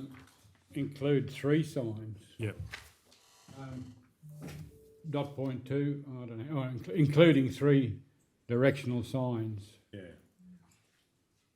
Because the sidetrack that they've graded, maybe it's council or someone's graded it, you can't see it right till the end of the road.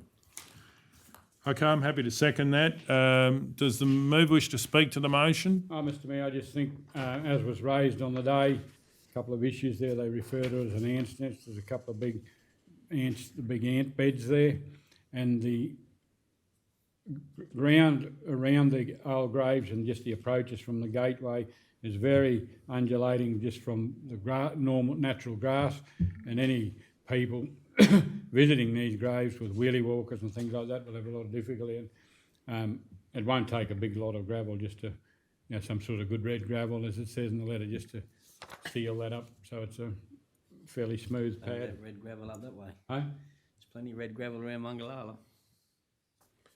And does this cover support for, does it have in here? Oh yeah, it's got it in here. So in your motion there, report, request outlined in the letter, will that also include looking at support for Outback graves, or does that need to be a separate motion? It's in the report, but it's not in the, I don't know whether it's in the letter, is it? So why don't you just put in the report and attached letter? Request outlined in the report and attached. In the report and attached letter, yeah. As a suggestion. Thank you. Right, okay, so I'll speak to the motion. It was a wonderful day out at Dulbydilla Cemetery.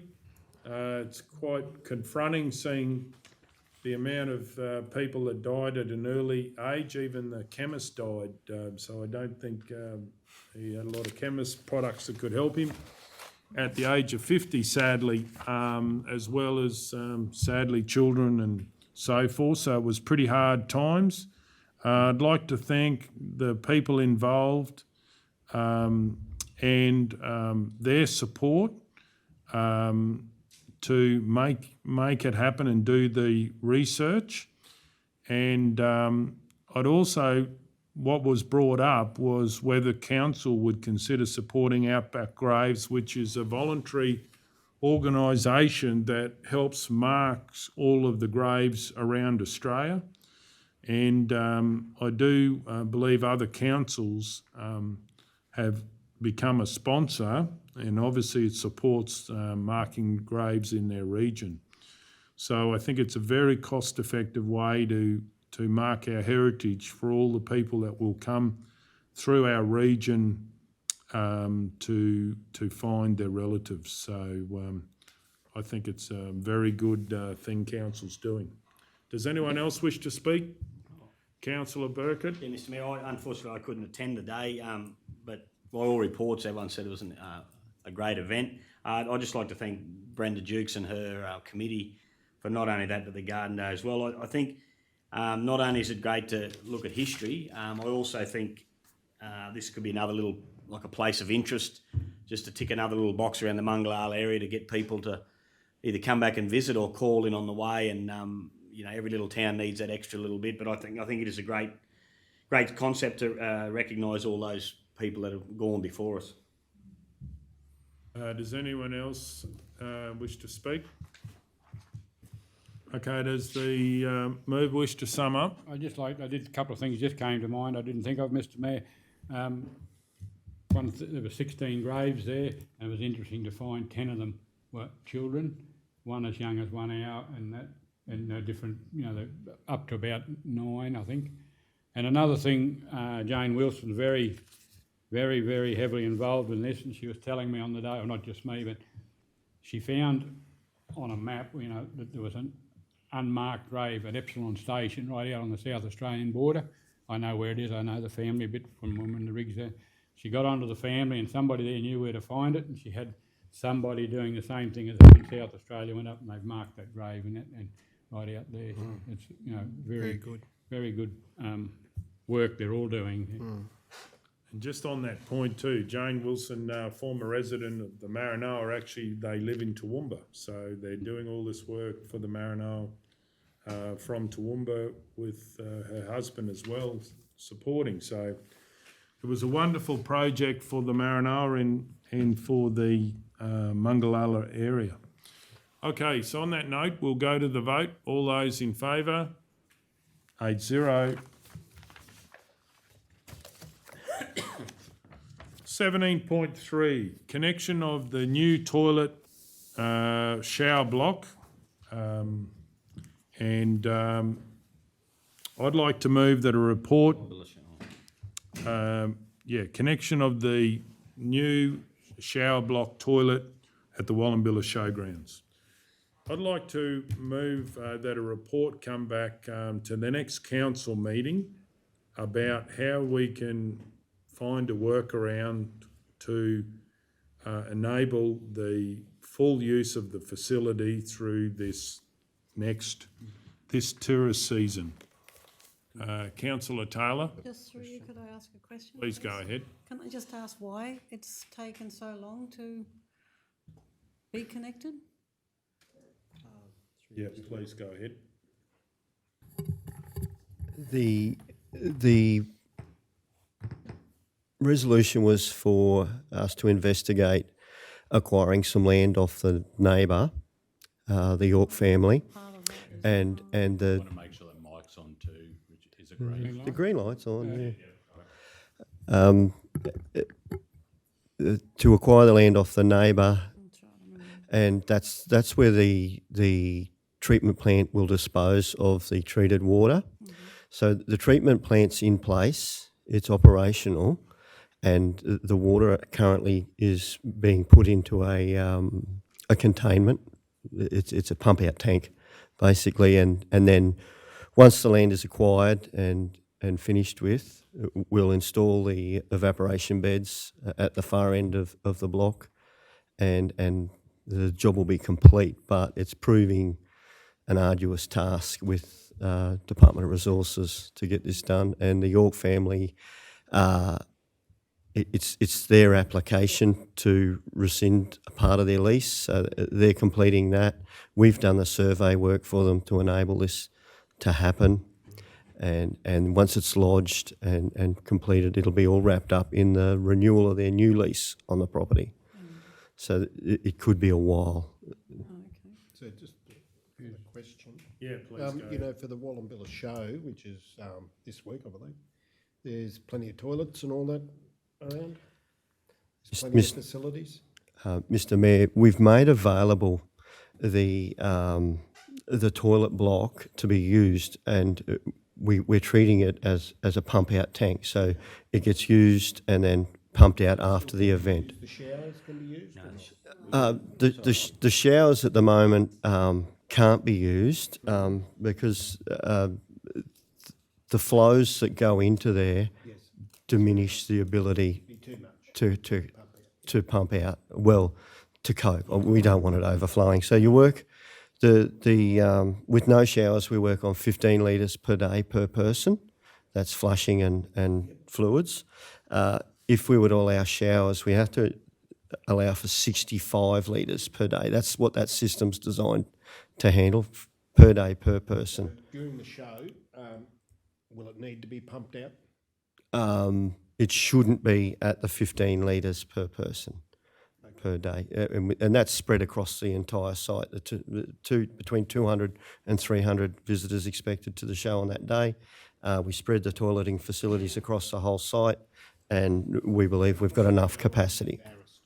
No one wants to be embarrassed. Yeah. You might have to put a sign up, if it's mellow, if it's yellow, let it mellow. That's right, Councillor Burke. Yeah, Councillor Ladbroke, I understand, and in previous years, we do pump out the other facility, so it's going to happen, so I'm sure that through the CEO, the staff will keep an eye on it and make sure it won't. You just don't want to be racing around That's trying right, to last minute. finding someone to pump it out Right. during the show. So goes next. So, Councillor Hancock? So, through you, Mayor, is there other options for showers? There is other showers there, isn't there? Yeah. That's They're correct, fully Councillor. Ready to go, and Yeah. and we will obviously be locking the shower doors and putting signs up. Yeah. So the hot water system is out of action at the moment. So if the showers even get a walk around and get used, it won't be for long. so just going on that, Mr Mayor, is there any really reason for this motion? Yeah, it is. This is about, I can explain it, but we'll get into the debate. This is about actually this is not for the show, right? So this is for afterwards, finding a workaround where we can use the showers for the season, because the local community has been waiting a couple of years to get this connected. I do think it's a better scenario that we're actually got this land, because originally we were going to reduce the ability in the showgrounds to use all the land, because we were going to sprinkle it in their own the showgrounds. So now it's going outside, so it's a better scenario. But what I'm putting forward is a workaround, and to talk to local plumbers in how we can get it to work so we can use it for the tourist season. Because it won't be sorted before then with this No. land? Doesn't appear to be, no. No, not for the showers. The toilets are going to be working, as we've heard, for the show. But this is about finding a way that we can actually, like, we have people going past that pump things out. It might be a different scenario we can get to get the toilet block going, because the department has to do their thing, and it may not be super quick. So rather than have a situation where it never ever gets used for another year or so. Councillor Guthrie? Councillor, well, I was just going to say, Councillor McMullen and I went to the Wallumbilla Town Improvement Group last week, and notwithstanding the council staff are doing a wonderful job trying to progress it, and those that were at the meeting were very mindful of that, but there was a certain degree of frustration, which is understandable, that they were trying to get it happen as fast as they could, very mindful it won't happen with the showers for the Wallumbilla show, but they are very, very mindful of getting this done, and I think full congratulations to the York family, one of whom was actually at the meeting. He's For president. for enabling this to happen, and for being willing to actually give up 3 acres of land that he currently has lease with. There is a little bit of frustration, so I'm very, very pleased this is coming ahead, because we do need to try and look at moving it as fast and as appropriately as we can, but as fast as we can, particularly for a long-term project that seems to be taking a long time. We haven't really got into the debate yet, because we haven't got a second, but do we have a question? Yeah, I suppose the question, what I was going to ask is, in the last term of council, we had the drama where the old tank overflowed and ran down through the catering. I know that probably won't happen, but at that point in time, we had a tank donated to it, although it ended up in a legal battle who owned it. But I'm suggesting or asking, is it possible to put a tank beside, like a 5,000 gallon tank, beside the pump out tank, so that it could go pumped into it? And because what was happening at the other end, the small tanks, we were getting, at the point in time, we were getting a vac truck down there to pump out about 3,000 or 4,000 litres or whatever it was, at a cost of about $2,000. And we looked, as I said, we were given a tank and it donated, a plastic tank, and it was just all set there, but it had to go for other reasons. But is that possible until everything else, is it legal, I suppose, if we did that? Let it pump into there and then get the vac truck to, when it's a decent load. Is that on the old section or the new one? No, in the new one, I'm referring to now, but we looked at that on the old one, but yeah, because, sorry. Please go ahead. Yeah, through you, Mr. Mayor. That's correct. It can be done, and it is done. That's what's in place now. There is it goes through the treatment plant Yeah. and then gets pumped into a big tank. Is it big one, sorry? Yeah, it's a big tank, Oh. ready to be pumped out to the Oh, yeah, dispersal. well, So, but at a previous meeting, we also spoke about installing a similar overflow tank on the existing one as part of this works. So we've got some costings coming for that to be included in the entire Wallumbilla precinct. So what you're saying is the new system's much bigger tanks than the old one? The Yeah. existing one is what I should. That's correct, Okay, yes. thanks. Okay, do we have a second for this motion? Councillor Ladbrokes. Well, I'll speak to it. So, yeah, and I would just like to say to Richard and the director, I don't believe have been involved in this project the whole time, but thank you for the work that you have done with it. There has been a change of scope in this project, which meant the water was going to be put on the showgrounds, which would have affected the usability of the showgrounds. So I believe the new plan is a much better plan. However, we do need to get it fully operational as soon as possible. So obviously, if we look for a workaround, I'm putting forward that we talk to local plumbers, work out, what's the most cost-effective way to get it, that we can take the treated water away at a cost-effective way. We know that we've got companies going past weekly, I believe, that might be able to get council a good rate to take it away, or whatever the other solution is, another tank or whatever. This is not about working this out today. This is about getting a report and coming back with a workaround so that the Wallumbilla community can have as many people visiting as possible, which benefits the local community through donations and economic business for the town of Wallumbilla. Okay, does anyone wish to speak against the motion or for the motion? Then we're going to go to the vote. All those in favour? 8-0.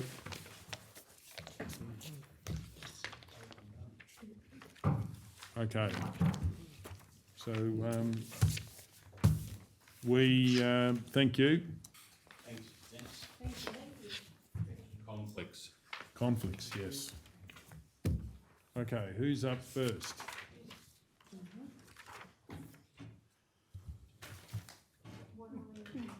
Are we going to do conflicts now? What's your conflict? Has anyone given any? Is there a list? I thought I saw some earlier. Yeah, they They probably, were at item 14.2. Okay, anybody got any conflicts? You do. Yeah, but no, I've been there before, so I don't need to say it again. I'm just going to leave the room. Oh, you're not even going to acknowledge?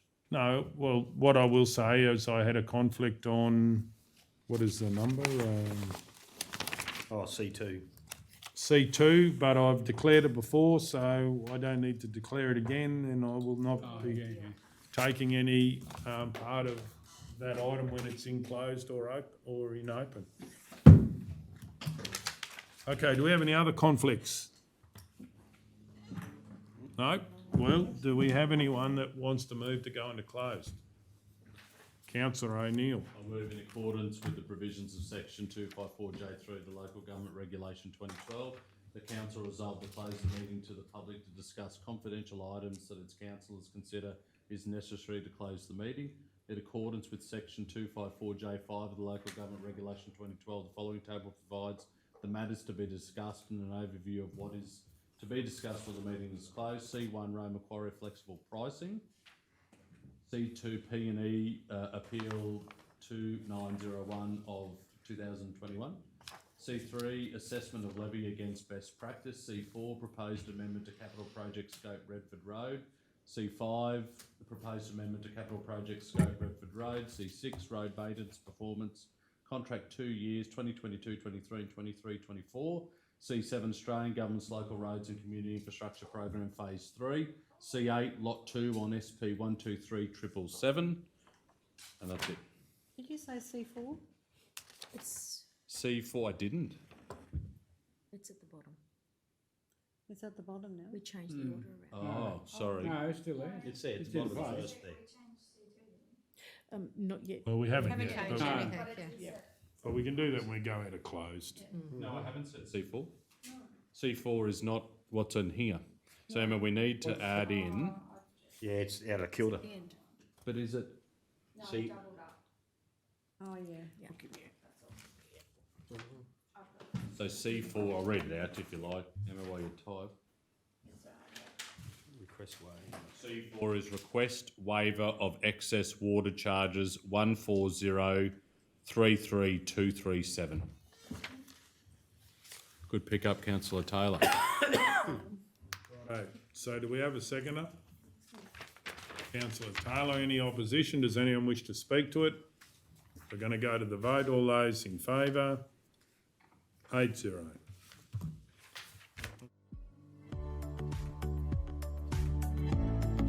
So now we can take the sign down, please. Sorry, Ken. So And go to C2? C2. Oh. We're right to go, are we? Everyone's right? Anna's right? Okay, we'll resume the meeting. Item C2. Do I have a mover, please? Councillor O'Neill? Sorry, Emma. I'll move that Council 1 acknowledge the information detailed in this report, and 2, proceed with amended option 2 and provide a response to the appellant prior to the 5th of May 2022. Do I have a seconder, please? Councillor Ladbroke? Any opposition? Anyone wish to speak for or against? So I'll put that to the vote. All those in favour? That's 7-0. Okay, we can get the mayor back now, can't we? Yes. Nothing else. They'll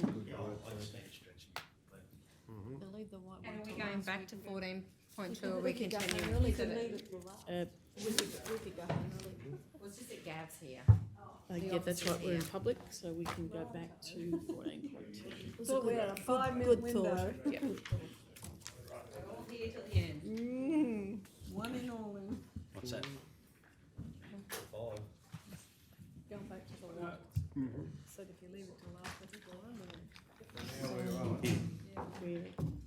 We voted that matter and then we're now back in open.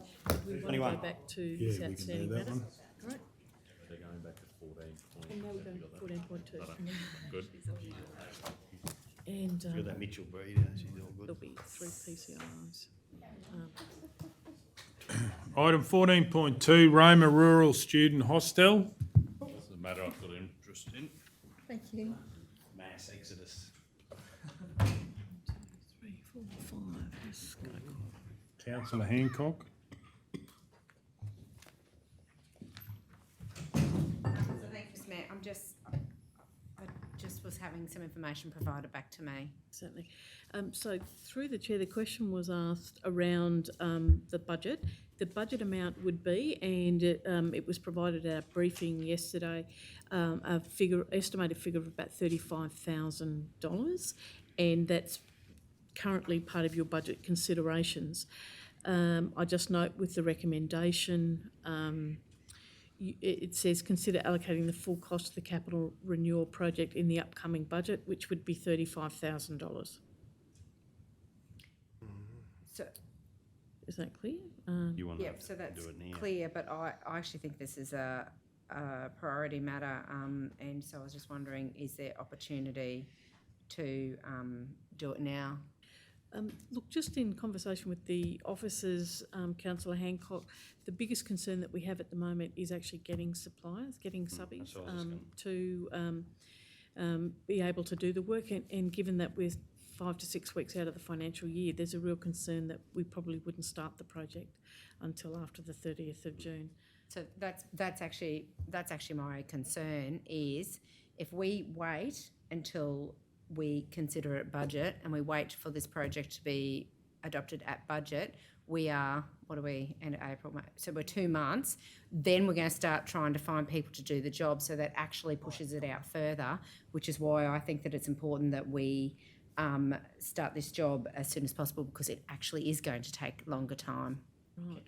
So, look, through the chair, what we did recently in relation to another matter, Bassett Park, was that we took the funding of $35,000 from unrestricted cash as part of our reserves, and then we will review our carryovers once again in May, and we could consider reimbursing that project as part of those carryovers at that May review. It just would mean that we just need to capture the wording around that. Councillor Burkett? So we can't engage, like, they're not going to build until the end of the jobs, can't we engage them anyway? Well, that's a question for the CEO. Certainly, through the chair, that's a good point, is that if we got a good indication that council was likely to fund the project for the budget, and you could allocate the budget coming out of the 22-23 budget, we could commence starting to get the quotes and scope the project and actually get ready to start it as soon as possible. I'm sorry, I've got our two officers there. They could add value to their comments. Through you, Mr Mayor. What we can do, we do have one quotation, but under our procurement policy we need more than one. If it's a project that it's likely that councils going to want to go ahead with and fund in the budget, we can start gathering quotes and having it ready, and then when the budget comes down, accept the quotations at that time. So that ticks both boxes, because otherwise we've still got to do that after.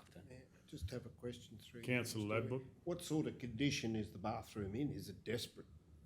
At this stage, it can't be used. Okay, well, it's desperate. Yeah, then. it's desperate. So, Good. Mr Mayor, the question, I agree with everything they say, people have said, but will we get someone to quote 3 months in advance, or will they put a fairly high contingency in it? Oh, because of the cost. But it's not 3 months. Eh? It's not 3 months now, 2 months. you know. If we do the budget before the end of June, But I'm saying, it's not going to happen till July. well, but I think that's when you have to book people in anyway. What I'm so- saying is, will they quote now, will they, You think it might go over the 35? well, I mean, if they quote on 35 today, it might be 40 by the time we get there. I don't know. We've got a quote for 35, haven't we? We do. But how long is that quote for? Good for 30 days, 60 days, 100 days?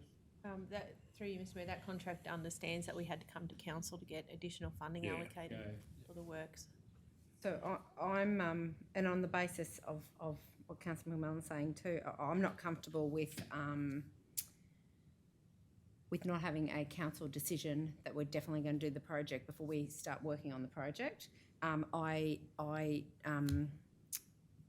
think what the CEO has provided us with the information that we could take that money, earmark that money out of reserves, so that we know we have the money to do the project.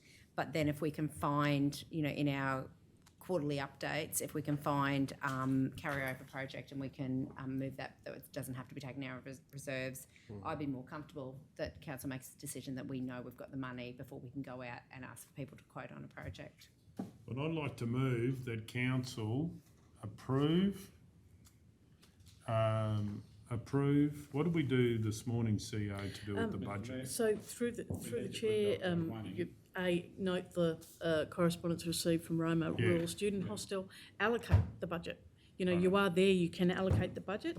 You can either That's the allocate it wording, this year allocate. or next year. So Allocating the 2022-23 budget, the project. That's not what we did this morning, but we actually found the money in this budget for the Rotary Park this morning. No, for the other thing, for the Noongar. yeah, the For 2,000. Celebration. $2,000. So can we actually allocate now? Yeah. And actually allocate now for next year's budget? Well, what was the wording we used for that Yeah, one? no, through the chair, you can allocate for So the we're budget. saying it's going to be in the budget, and it's yes. majority decision of council. Yes. I never said it wasn't a majority No, decision of no, council. but I it is I different said in no. the I fact said that- it's a decision. I think that's disrespectful, Councillor Hancock. Well, I felt I never disrespected. said you did. I said it was a majority decision of council, and that's why it can be decided to push it forward in the budget, because it's a majority decision of council. and that's what it was today with the Noongar black tie event. So that's why it can go in the budget. So through the chair, the difference is when you consider something that you've got to vote on the whole budget. If council make a resolution to allocate it, we must include it as part of the budget. So you're making that decision in advance. And your practice is that you tend to wait and collect everything together and review it all together. But you're very close to that budget. You can allocate and lock it in. You've also got to consider in relation to your recommendation or any recommendations that's put forward is if you're happy to lock it in for the budget 22-23, the money becomes available on the day after your budget's adopted. And if that is too late, then what we have done is in the recent Bassett Park was we took the money from unrestricted cash reserves. We also noted that we would reconsider the project as part of the next review. You haven't got a fourth quarter review, but you do have a May review of your works in progress. So that's a formal process that we do internally prior to the 30th of June to make sure that the carryovers, we've got good solid carryovers going into that next budget. So that's a consideration for you. Thank you. Righto. So can we pull the wording up, please? Okay, I'll just...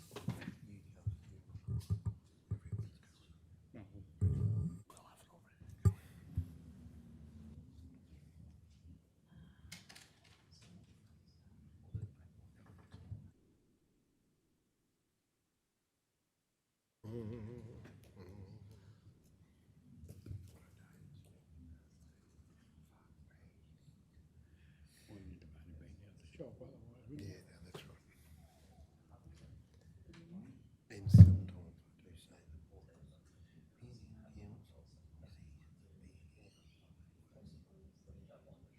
people know their boundaries there. Sometimes, and they don't work.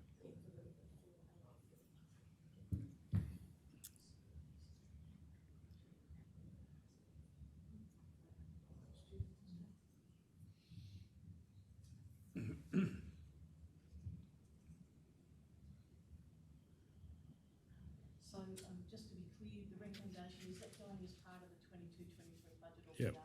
changing some of it? The mayor's moving it, so. The mayor's moving the resolution, we haven't voted on it, so. No, we haven't voted. 22-23 budget? Yeah, And then, we're just getting the wording. And then Yeah.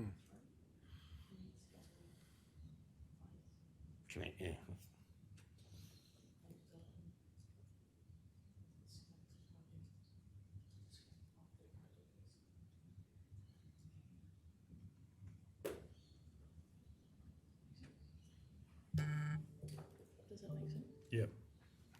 Okay, I'd like to move that, 1, note the correspondence received by Roma Rural Student Hostel Committee.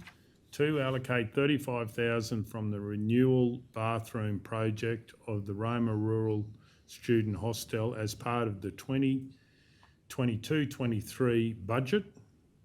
We'll just put budget in there.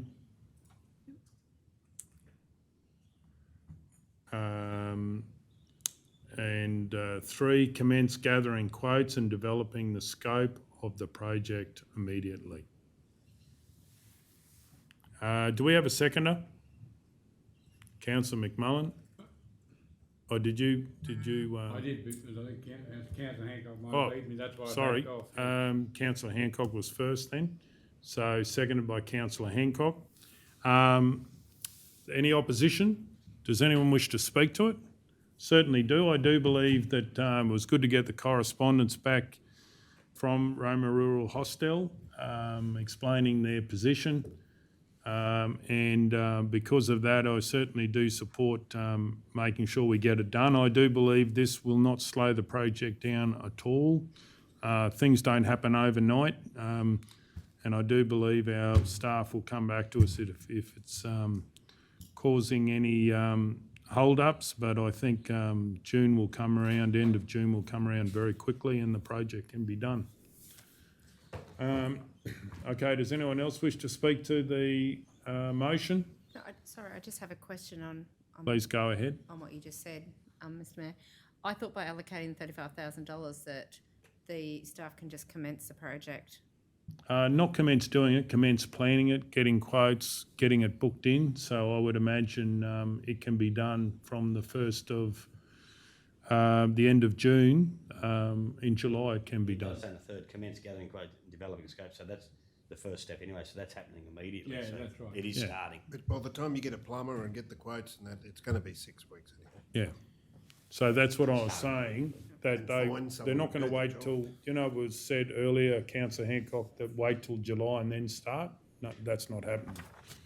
It would be, there'd be direction that we're putting it in the budget, and it's to get going on. So on that basis, Mr Mayor, I would like to speak. Please go ahead. I just think it's important that we are managing our own properties and actually doing the maintenance on our own properties and putting money towards this. I'm just really want to get this project going because there's people who are living without being able to use a bathroom in a council facility, and that's why I think this is so important to get working on as soon as possible. Okay, does anyone else wish to speak? Then we'll go to the vote. All those in favour? 5-0. Young fellas.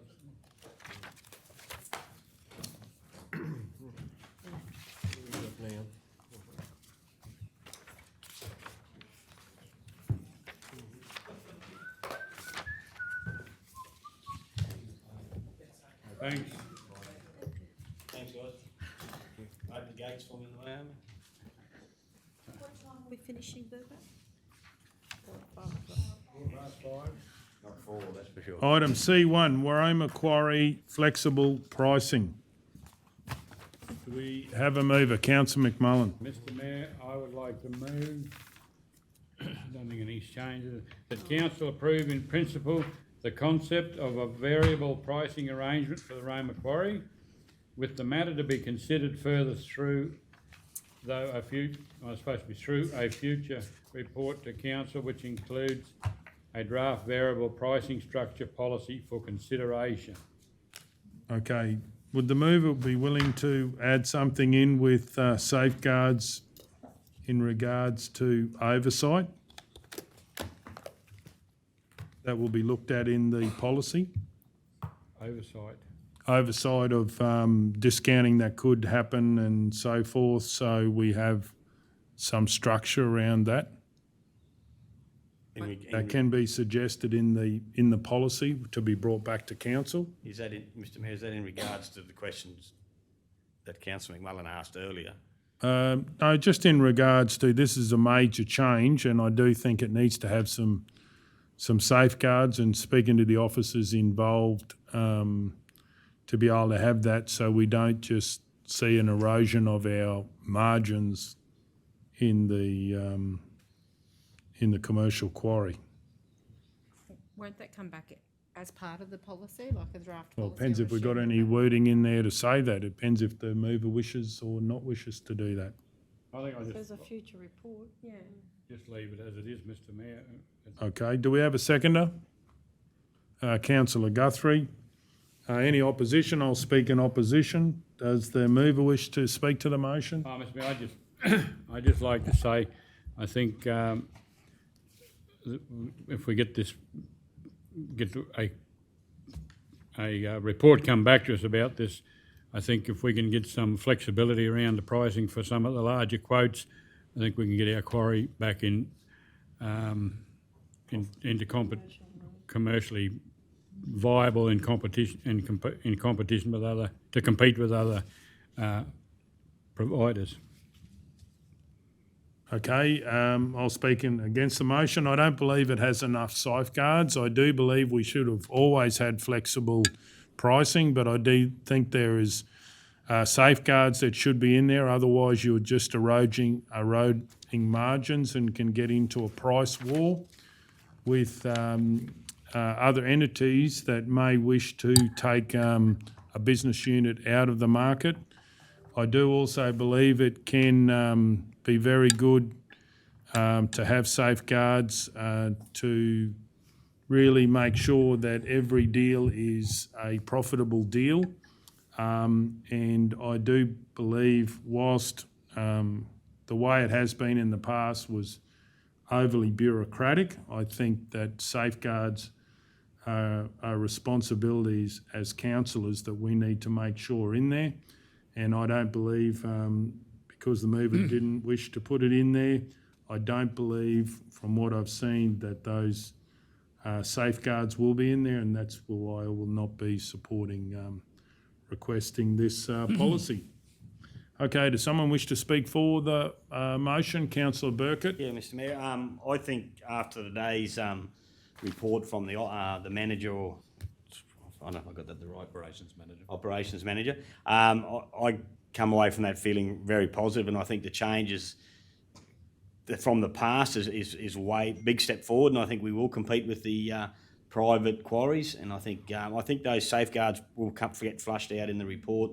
So I take on board what you said, but I think I got nothing but positive vibes out of what we heard today. I think it's a good step forward. Mr. Mayor, I just have a question. Please go ahead. When you say safeguards, what do you mean? What are the safeguards? Safeguards would be that there would be always someone overseeing the commercial decisions that are being made. We're talking about millions of dollars that are at stake. And safeguards are... Who would do that? Manager of operation. Well... Yeah, but if he's given the prices... So in a safeguard, there would be very senior staff that would be approving what is a loss in revenue for turnover, and that can be a slippery slope. So, you know, I certainly believe there should be some safeguards there, and I've been around long enough to know that staff move on, things change, and we can leave ourselves open for not operating a good commercial business with safeguards, which we owe it to our staff to have. Okay. Now, does anyone wish to speak against or for the motion? Councillor Taylor? I've just, actually, Councillor Burkett sort of said what I wanted to say, but I too felt very comfortable today with what we heard from the officer, and I believe that it is coming to a future report to come to council, which means that's when we get the information and we decide what we want in it and don't. And we did have one of the officers also tell us that we can see the figures on a fortnightly basis if we wanted to. So I'm very happy to support this today. Okay. Does anyone else wish to speak? Councillor Hancock? Yeah, Mr Mayor, I'm very happy to support this resolution today because it is about bringing back a draft policy. Council sets the policies. I too had some concerns about risk for council but that was addressed today, and I think it'll be addressed when it comes back into our policy. And we, at the end of the day, will sign off on that policy, and so we will have that opportunity when this comes back to make sure all those safeguards and checks and balances are in the policy, and that will be the opportunity to do it. Does anyone else wish to speak? Does the mover wish to sum up? No, thank you, Mr Mayor. We'll go to the vote. All those in favour? All those against? 7-1 if I can call for a division. So C2's been done, is that correct? That's correct. Page 58. C3, page 58. Page 58, yeah. Thank you.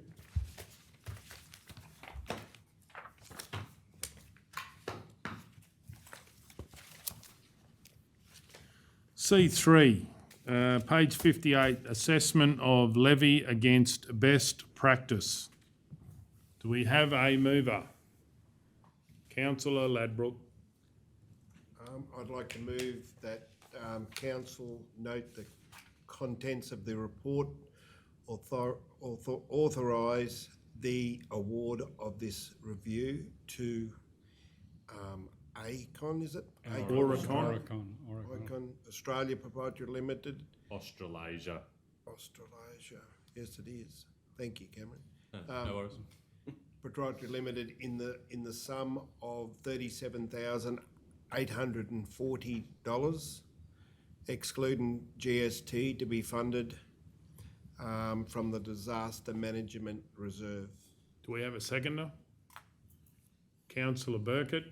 Any opposition? Does anyone wish to speak to it? I'll speak to it.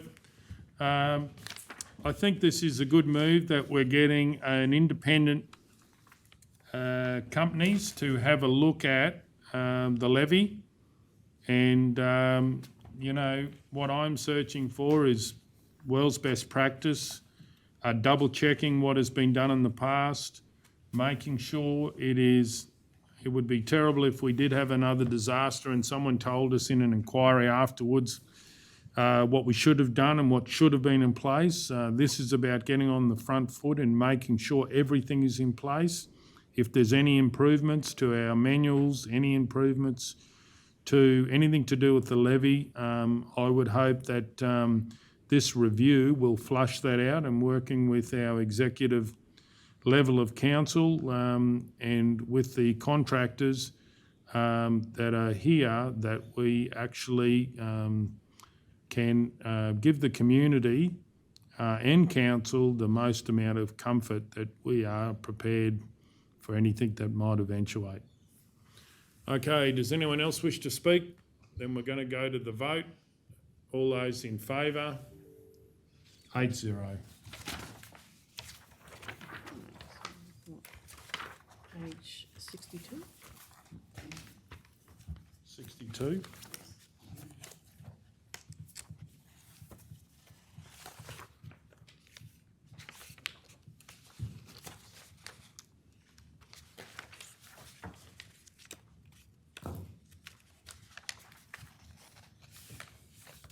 C.4 Request waiver of excess water charges. Councillor McMullen. Mr Mayor, I'd like to move that Council 1 grant a waiver using the correct water usage charges for the period 1 July 2021 to 31 December 2021 for the value of $827.99, and 2, grant a waiver using the correct water usage charges for the period of 1 January 2022 to 30th of June 2022 for the value of $1,026.94. I've just got a question. I'm happy to second it too, I might add, but I've got a question. When we waive things, we do allocate it to a budget, to a GL. How easy is it for us to get that, Madam CEO? Why didn't it get put in the report? I know, and it's, so it's remiss of me, but remiss of everyone, we didn't pick it up when we were discussing it earlier, but when we've waived things in the past, we've allocated it. Yep. I'll just look through the chair. If you want to continue, I'll quickly duck out and grab that. If you wouldn't mind just allowing me just a couple of minutes to get the... Yeah, we'll just adjourn the meeting then. Okay, C4 Request waiver of excess water charges. Yeah, I've done that. So do you want me to reread it, or? You've got it. Oh, you with the extra bits. The Council 1 grant a waiver using the correct water usage charge for the period of 1 July 2021 to 31 December 2021 for the value of $827.99. Credit assessment 140332237. Debit rates 1110.0100.0020. 2. Grant a waiver using the correct water usage charge for the period of 1 January 2022 to 30 June 2022 for the value of $1,026.94. Credit assessment 140333237. Debit rates 1110.0100.0020. Is the seconder happy with that? Yes, I am. Right, any opposition? Does anyone wish to speak? No, I think. We're going to go to the vote. All those in favour? 8-0. Page 70. Thank you. C5, proposed amendment to capital project scope, Redford Road. Councillor Burkett. Thanks, Mr Mayor. I'd like to move that Council 1 approve an amendment to the scope of the Redford Road gravel resheeting project to the following. A, reconstruction and lowering of crest of between changes 55 to 55.34, with material sourced from this location to be used as gravel resheeting for some of the below works. B, construction of a new seal pavement bitumen between chainage 55 and 59, joining two existing bitumen sections. C, gravel resheeting between chainage 76.10 and 78.5 to improve trafficability during wet weather. D, widening and resheeting of crest at chainage 51.20 to a 7 metre gravel standard. And E, widening and resheeting of curve at chainage 45.3 to a 7 metre gravel standard. 2, be presented with a draft budget allocation for consideration as part of the draft 2022-23 budget deliberations to undertake the gravel resheeting of the forestry road supply, placement and compaction in partnership with Shellswell Sawmilling, who have offered to load and haul this material at no cost to council. Okay, we have a seconder, Councillor Taylor. Any opposition? Does anyone wish to speak?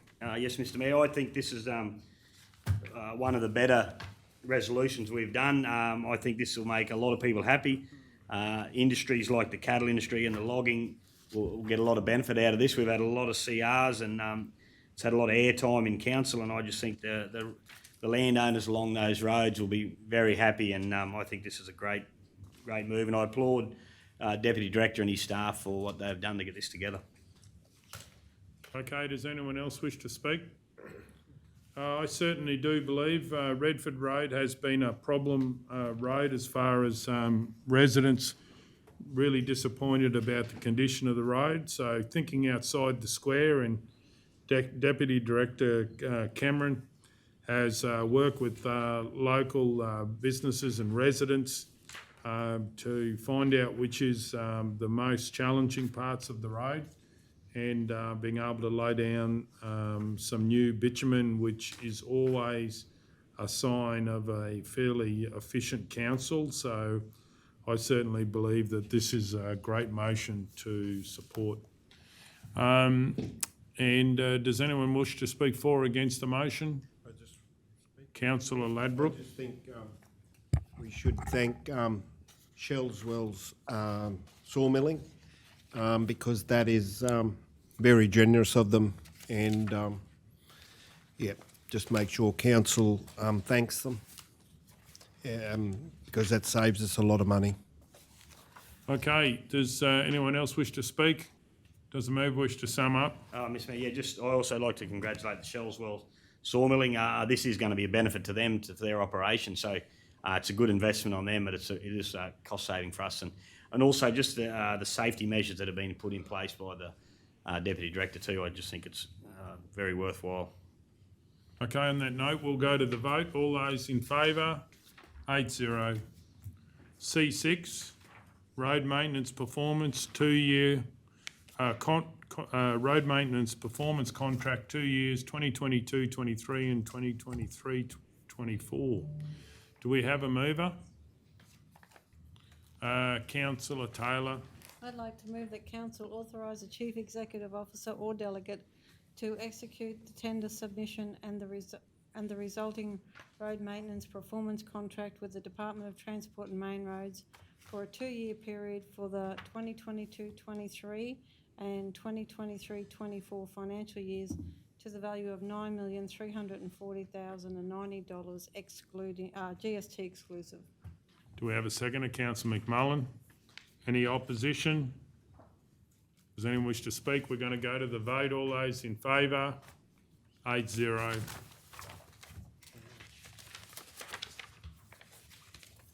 Page 84. Thank you.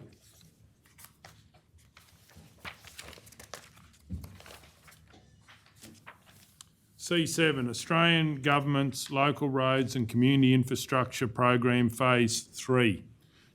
Councillor Hancock. I move that Council 1 confirm project nominations to be submitted to the Australian Government for approval under Phase 3 of the Local Roads and Community Infrastructure Program as listed in the report. Do we have a second? Sorry, I was just making sure the minute taker just got that. And there's a number 2.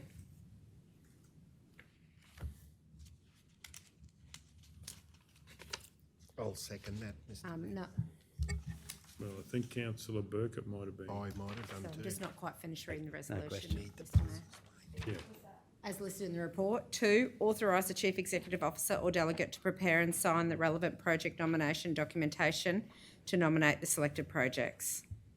Okay, so Councillor Burkett seconds that. Is there any opposition? I'll speak in opposition. Does the mover wish to speak to the motion? Mr Mayor, I just think it's fantastic that we are getting this funding and it is helping us to achieve lots of priorities around the region and spreading the funds around the region. So I think it's just exciting time for council in the Maranoa. Yeah, I'll speak against the motion. Whilst I do support many of the projects in here, I do believe that it's not a good use of grant funds for some of the projects are not the priorities. I would also like to see and have been always trying to work on getting more channel and curbing done in our towns. And I believe that I would focus on that and have more of a, reduce some of the costings to make them more affordable and get more channel and curbing done in our towns. So that's why I won't be supporting this motion. Would someone wish to speak for the motion? Councillor Burkett? Yes, Mr Mayor, I think it's a great thing for the whole region, like Councillor Hancock said. There's a lot of projects on there, but that's not to say that we might be able to source more funding and get more projects, because I think it's never ending, the projects in our region being so sparse. There's some really worthwhile projects that everyone's going to get a benefit from, so I think it's a great way forward for us. Okay, does anyone else wish to speak for or against the motion? Does the mover wish to sum up? Yeah, I do. Thanks, Mr Mayor.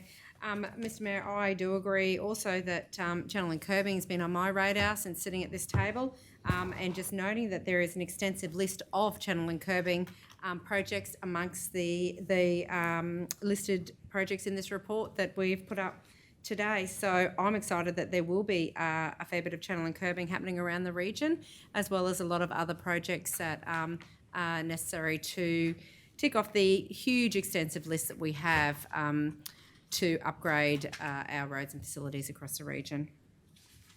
Okay, on that note, we'll go to the vote. All those in favour?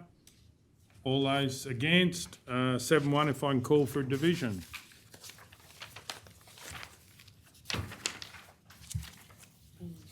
C8, page 97.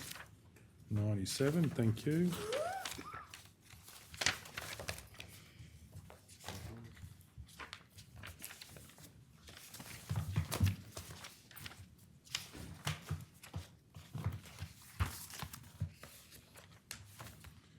Subject heading Lot 2 on SP 123777. Councillor O'Neill. I'll move that council, 1, note the contents of the officer's report, and 2, approve amended option 1B. Okay, do we have a seconder? Councillor McMullen. Any opposition? I'll speak in opposition. Does the mover wish to speak to the motion? I do not. Okay, I'll speak in opposition. I don't agree with the option 1B. I do believe that it could be a better way to go for council to explore other options, and I will not be supporting this motion. Okay, does anyone else wish to speak? We're going to go to the vote. All those in favour? Oh, well, I'll keep my hand down. All those against? You better do that again. All those in favour? All those against? 7-1 if I can call for a division. Is there any further business, councillors? Just, Mr Mayor, just with the minutes of the last meeting about the Surat Fisherman's project, I just don't want that to fall off the radar. I understand that timing was difficult. So I just... We are in the process of getting quotes. It's Sure, and just- so that can come back to maybe the next council, as long as it's not missed off the radar, that's all. Jeff, did you second that one before? Which one's that? Did you just The second last that one, last you one? did. Yeah. Yeah, I did, yeah. Councillor McMullen did. Yeah, Sorry. beat me by like... Okay, on that note, we'll close the meeting at 5:17. Thank you for your attendance. Thank you. And money back.